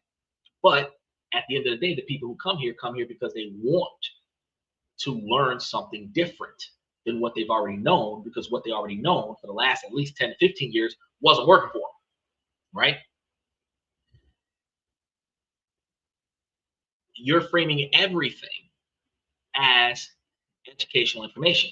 You're not giving perspective advice to one specific person. You are educating in a broad spectrum audience on principles and frameworks that function well if they meet the criteria. So instead of saying that you should sell a stock, you should tell them something like, here's a framework that I use to decide whether I should sell a stock, which this coming Tuesday, not this Tuesday, a couple of Tuesdays from now, we're going to be talking about the watch list that we have for our dividend rotation strategy, which shows you which ones that we invest in and which ones that we walk away from, or whatever the case may be, which kind of gives you guys an idea as to which ones are worth looking at and which ones are worth picking up. We typically buy and hold a lot of dividend paying stocks, but we talk about which ones are paying dividends coming soon, right? And if you look in our membership, We have a list of them. We have about 54 of them that we're paying attention to right now out of the millions and millions that are out there. We've grabbed about 54 of them that are underrated, low costing, high dividend, some monthly, some quarterly, that are paying on a regular basis, which for people that are starting out in a low income or a limited income investment scenario, you're able to put money somewhere where you can see immediate results and build on that, right? Instead of telling somebody that you must file a motion, you might tell them, you know, here's a strategic factor to consider when you decide whether to file this type of motion. It's a subtle but crucial legal distinction. You want to respect judicial boundaries. Law and many financial rules are state specific, but you're broadcasting to the world. So your disclaimer should make it clear that the information may not apply in the viewer's area and that they must consult a licensed professional wherever they live at. You have to be incredibly careful to avoid anything that could be seen as the unauthorized practice of law or providing unlicensed financial advice, right? Again, transparency helps. Owning your limitations and constantly telling people to seek personalized counsel doesn't weaken your authority. It actually strengthens it. It shows that you are a responsible professional who has the audience's best interest at heart. So if you stick to these ethical and legal guardrails, something magical starts to happen. Your reputation begins to compound, just like money in an investment account. Every piece of high integrity content is a deposit. Every happy client is a positive entry into your public ledger. Every testimonial is a like and a dividend payment, which you can then reinvest into your marketing. This creates a virtuous cycle because you create valuable, ethical content, and this content attracts a client who trusts you enough to pay for your services. You deliver the exceptional results to that client. That client gives you a powerful testimonial or a referral. You use that testimonial as social proof in your next piece of content. This makes your new content even more authoritative, attracting higher quality clients faster. And on it will go, right? The cycle starts to accelerate. Your values go up. You can raise your rates as your demand exceeds the production of supply. You deal with your flow, and your flow begins to become more consistent. The opportunities are going to start getting bigger and better, which means that you may not find yourself having a surplus of demand as opposed to having a higher cost from the demand. Because you can have a product that's sold at $5 an item where 100,000 people will buy that item, or you can have 5 people buy a $100,000 item. The workload may or may not be less if you've got a small quantity of people paying a lot of money for your product versus a lot of people paying a little bit of money for your product, depending on what your product is. If it's a one and done item, it might be more beneficial to you to have less people or more people grabbing the item because it's a one and done item. But if it's a reoccurring item, you might want to have a smaller quantity of consistency instead of a larger quantity of one-offs, right? This is going to be the long game. Treating your reputation like a billion-dollar asset is the key. You want to track it, protect it, invest in it daily. The people who win in the reputation economy aren't the ones with the flashiest marketing, right? They're going to be the ones who, over years, build an untouchable track record of competence, integrity, and services. They understand that trust once earned and properly managed, is the most powerful currency of all. And everything that we've talked about today, the strategy, the content planning, the guardrails, is part of the system for building what we call a reputation-based business.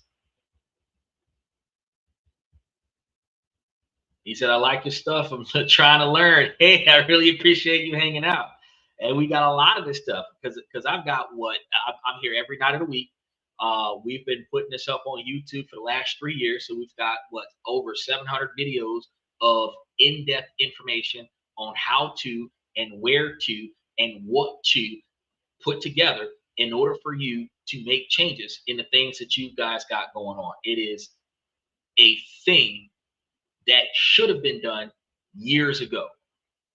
And plenty of individuals have come and told me on YouTube side of things that they wish that I had started doing this a long time ago, because had they had 5 or 10 years ago, the knowledge that I've been putting out over the last 3 years, their situation would have been so much better now.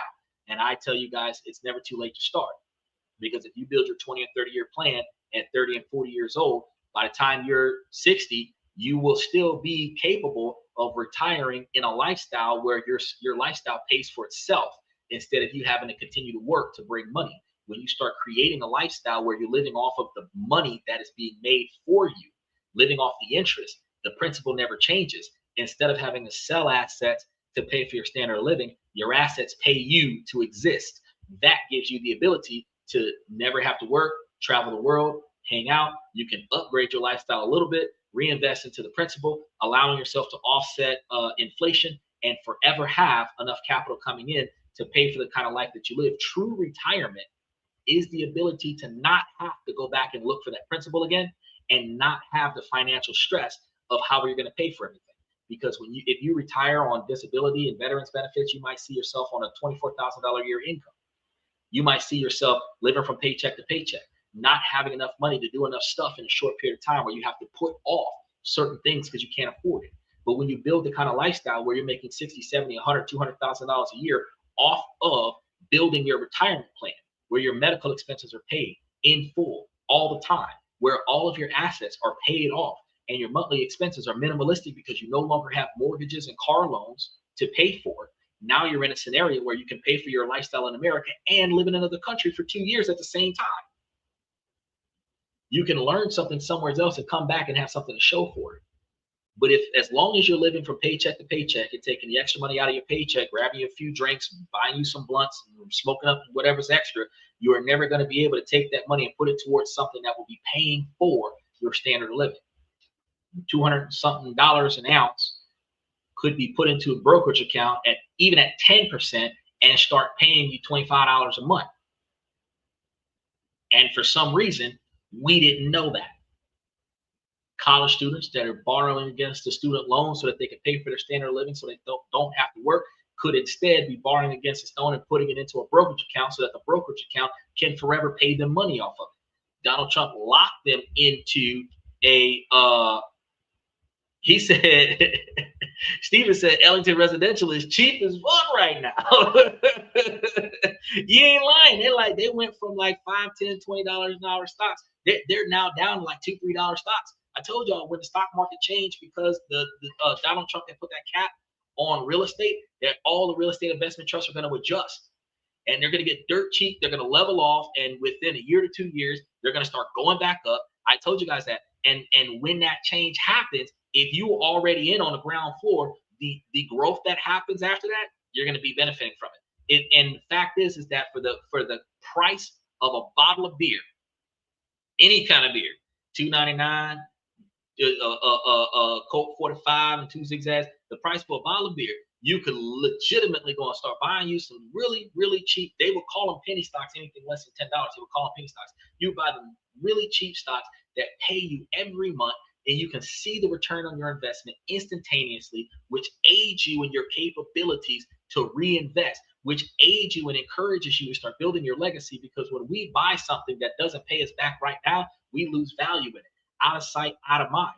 But when you put your money down and you get an email or a text message that say, hey, you got paid for putting your money down last month, that makes you say, shit, I should put more money down. Right? But if you just put your money somewhere, like say you go buy yourself some Netflix or some SpaceX, it doesn't give you $1. When you need money, first thing you're gonna do, sell your shares. But if you own some stuff that's paying you money every month, you just reassess your situation because it's giving you money every month. It makes sense. Steven says, just like in early 2000s, I got that drip. Exactly. You got to, if you're not manually reallocating your funds into different portfolios, get the drip, because the drip is the best way to fix it and forget it. You put your principal up there, sit it where you want it to be at, and then let it continue to put its stuff back in there until you get tired of doing a drip. That's the best way to go. Because if you automate your investments where your money's coming out of your checking account, going into your savings account, coming out of your savings account after a certain amount of money in your savings account, going into your brokerage account, and then being reallocated into your brokerage account, and then reinvested into your brokerage account. Once it leaves your checking account, you no longer remember it exists, and that money just starts building and building and building. When you look for emergency funds, you look in your savings account. You don't look in your stock portfolio. You don't look on your Bitcoin assessments. You don't look at the values of gold and silver. You're not trying to take 5 pounds of gold and go to the nearest pawn shop and try to see if you can pawn that shit. The first thing you do is you go into your bank account and see what's available in my checking account. Well, what's available in my savings account? If the money is hard to get to, it's not going to be the first thing you look at. If it takes 3 to 5 days for it to be dropped off into your account, I'm not even going to mess with that, because by the time I get that, I could have got the money from somewhere else. So now that protects that investment a little bit longer. Now, if you're in a long-term contingent financial desperation, you might find yourself still tapping into that. But if you're just in a short-term inconvenience, like a car got towed, or even worse, impulse buying something that you really didn't need, the fact is that this item isn't that important for me to go through the trouble of waiting 10 days to get money in order for me to buy it. That's the way it is. It deters people. You guys got to remember that your reputation-based business is the model that you need to be paying attention to. It is going to be the model designed for experts and professionals who want to monetize their credibility without selling their souls. And this is going to be a deep topic. And I know that it's going to apply to your own situations and can bring up a lot of questions. So to help you guys with that, I put it into the membership already, right? And you should be able to see something related to the reputation as currency assessments. It's going to be giving you guys at least 10 questions and a step-by-step guide as to how to look at it. That will help you guys pinpoint the single biggest opportunities that you have going on right now that you can utilize to start monetizing yourself for a good name and the biggest risks that you need to deal with. It is going to be the first steps in turning these ideas into concrete action plans. Just like I told Stephen yesterday, man, you're a college student. You've been in college for 3 years. You've got a bunch of notes, probably on a computer. You could take those notes, put it in an AI, organize it, add more details to it, put course subjects at the top of the title of those notes. Then you can sell them on a website. If you went to a CGS 1000 class, notes, complete notes for the fall semester of CGS 1000. Boom, put that up for sale. Anybody who hasn't taken a class yet, doesn't know what they're getting themselves into, will pay $5 per download to get a detailed rollout of everything they expect to come in contact with on this class. And the funniest thing about it, it's free information because you get a syllabus. Every college student is willing to share their information with every other college student, which means that you could just go to your old school, ask other people during semester, hey, do you have a syllabus for X, Y, and Z class? Most students will say yes, and they'll email it to you. That's it. Then you take that syllabus and you use that syllabus to create content based on that syllabus. Use the course name as a subject reference and then put it up for sale. It is legal because you're not giving away tests. You're not giving away answers. You are taking notes for the class in extreme detail. and then you're putting those notes up for sale for somebody who's too lazy or unknowledgeable to create their own notes. And then you can create an entire database of evergreen information, because you can sell those notes to multiple different schools for anybody who's trying to take that course or something similar to that course, where they can purchase it off of your website. It's a simple scenario that you set up, because it's just create the site, create the content, add a link to download where they can access it without paying the price to download, and then you put all that information on a website. And then you can do two things. You can get a business card with a QR code on the back of it that gives them direct links to the website, so that they don't even have to have trouble with looking for it. And boom, you're done. Somebody's like, oh man, I'm having trouble with such and such class. Man, I got notes here. Use this QR code, go to the site, and purchase your notes. You can even say, oh, well, I'm going to sell it for $5, but what I'm going to do is I'm going to put a $7 price tag and say $2 off for your first purchase. They're still paying $5, but for the second purchase, they're going to pay $7. Guess what? If they value the first purchase, they're going to pay the extra $2 for the second purchase. That is incentive.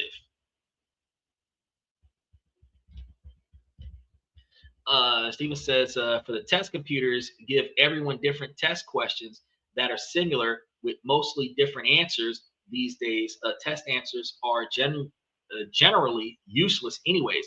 Well, they try to do that to avoid cheating, but the thing is that the test questions are not what helps students pass the test. It is having the core knowledge to understand the answer to the question when they look at the question. So if you're taking detailed notes, here's the other thing. In college, there are a lot of tests that are open book tests.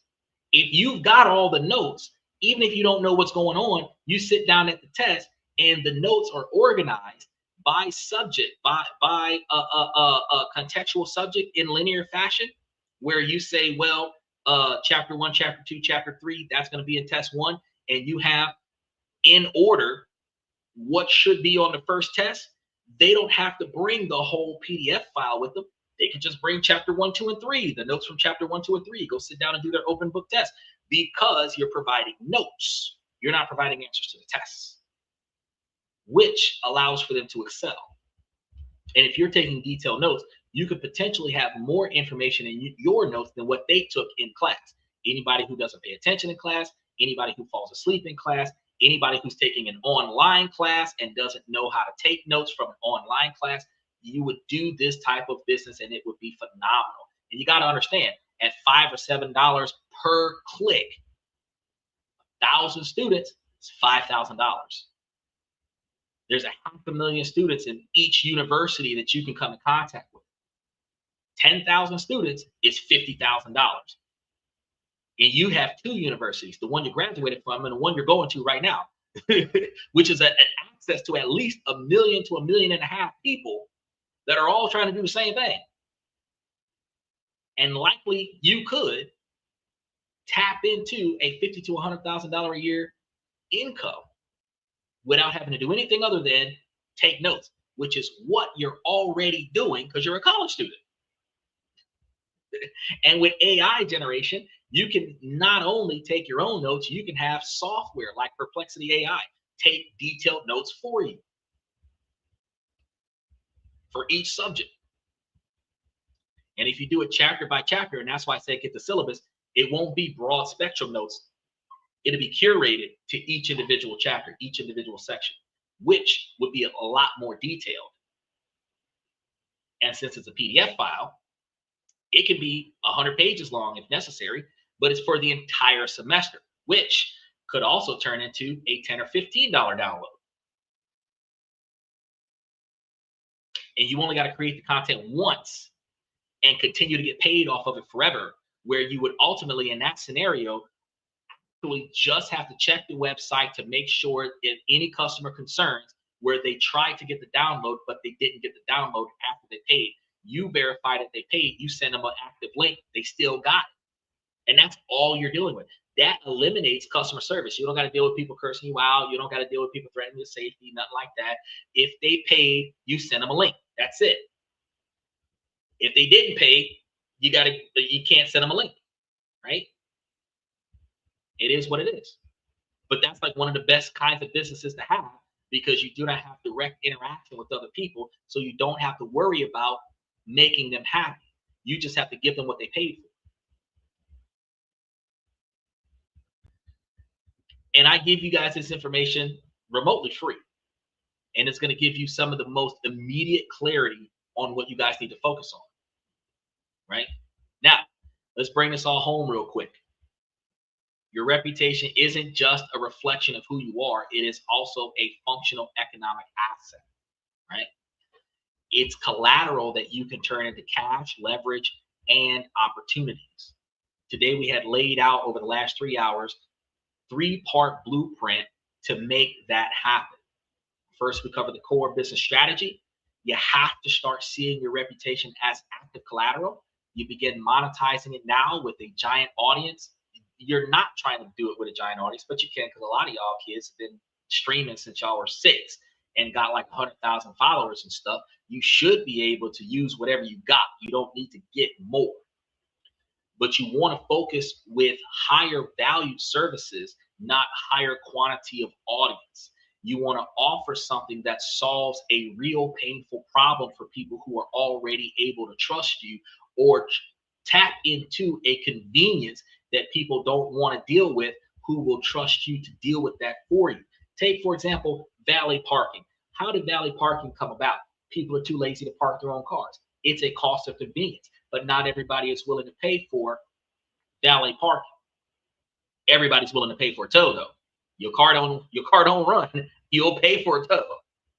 But if you don't feel like parking it, you won't pay to park it. A lot of times, you might park it close, but you might park it far enough away where you don't have to pay to park. So the convenience fee for people who don't want to park their own car, they'll pay that $20, $30, $40 to have the car parked on their behalf. That's where valet parking comes from. It works on a pain point. You know, when you deal with hospitals, that valet for free. Technically, it's not for free. It's worked into your medical bills, believe it or not.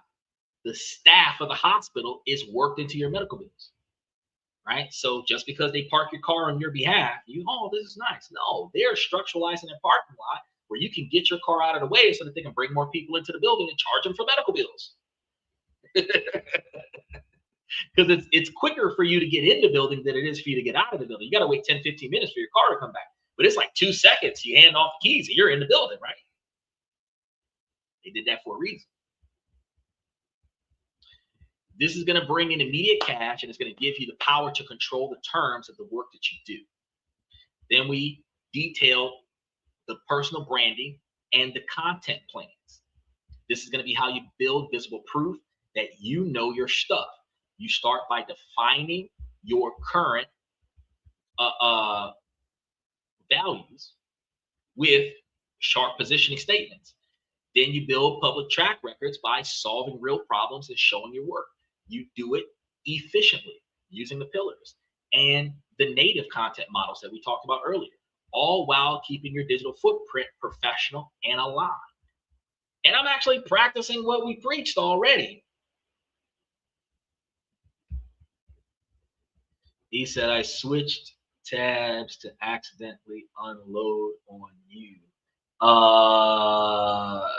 Sorry for accidentally opened TikTok, so it's kind of on your face. Okay, so what you're telling me is that you decided to include me in something that I am not involved in. I understand that your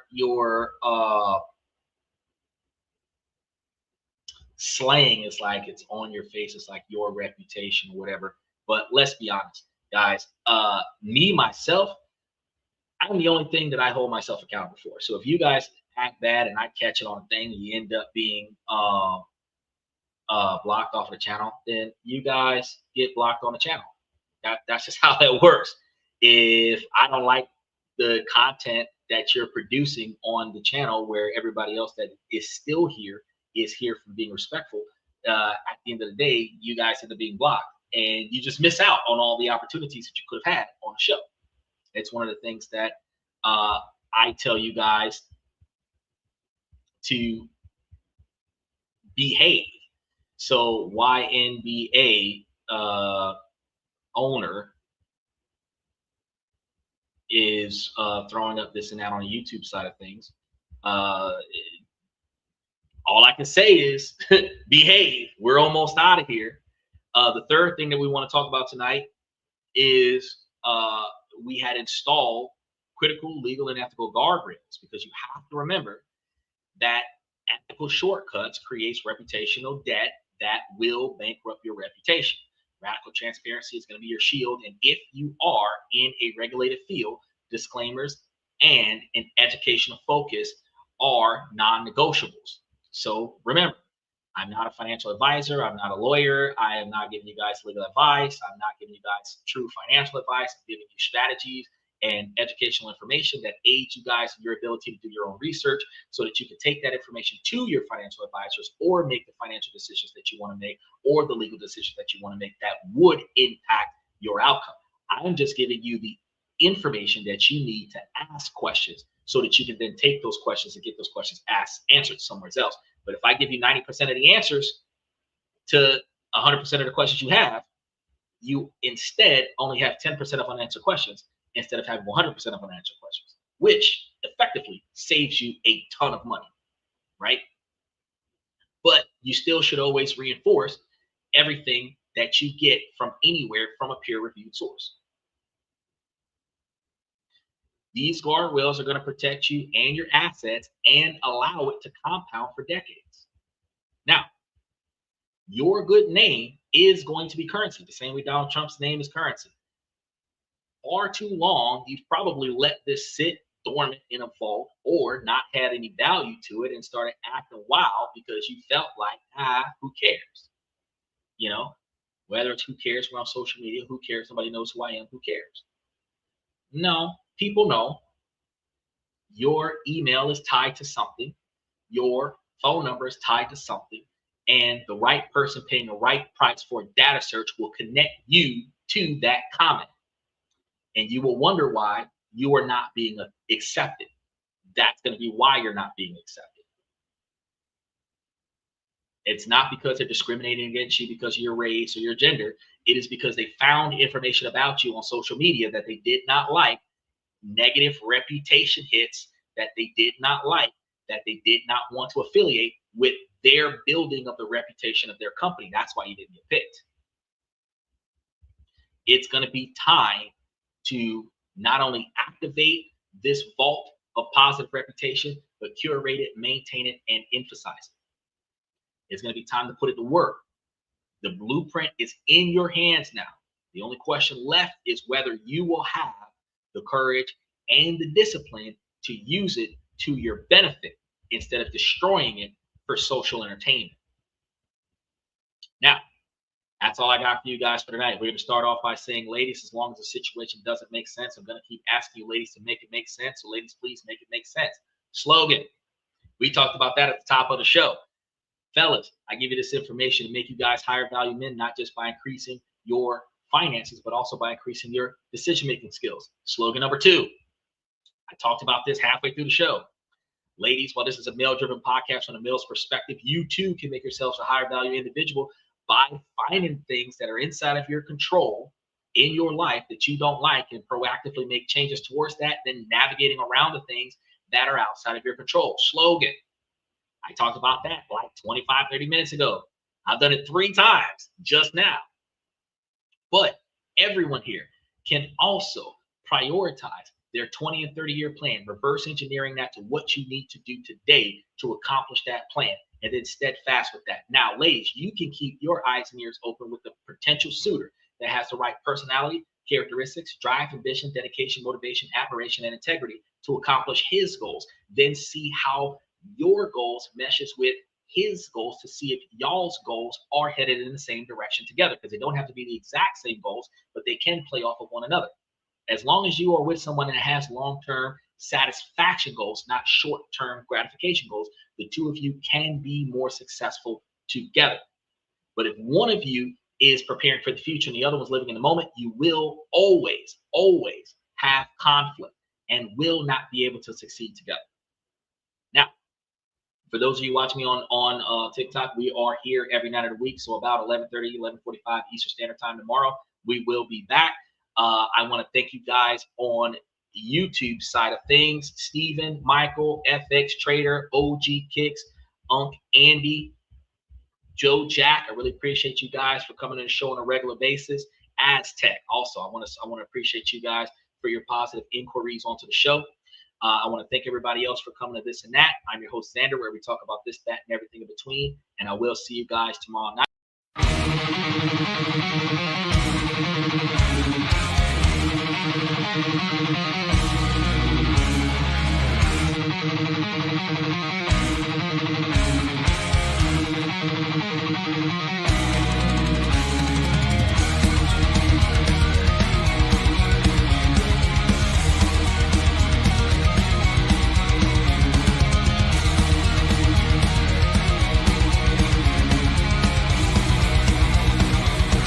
Higher ground.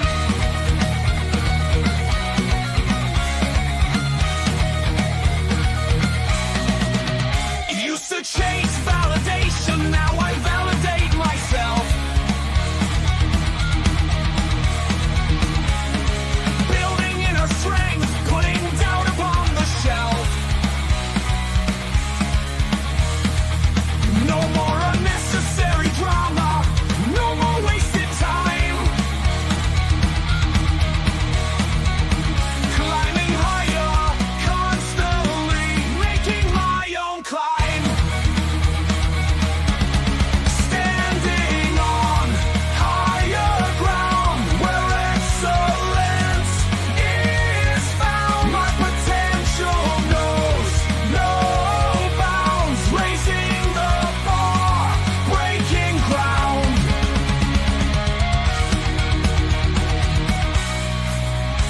My network is my net worth. Choose your company wise.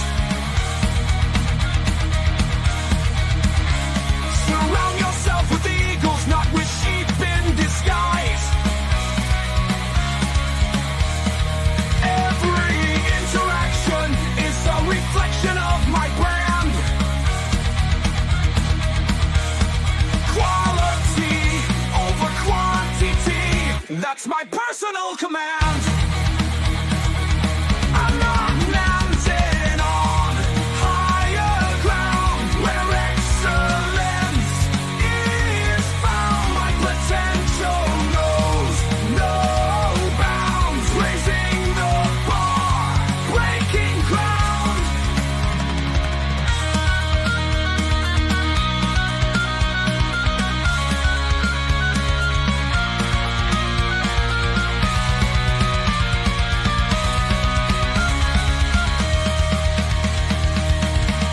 I'm not just living, I'm manifesting my vision, cutting through limitations with surgical precision. My expectations are my compass, my respect is my shield to mediocrity and chaos. I will never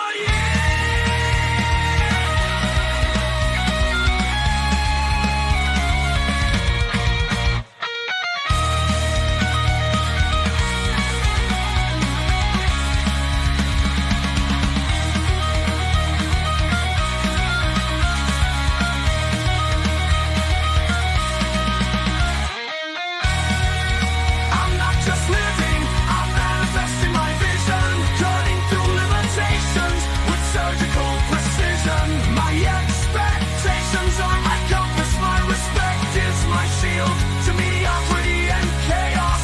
I will never yield.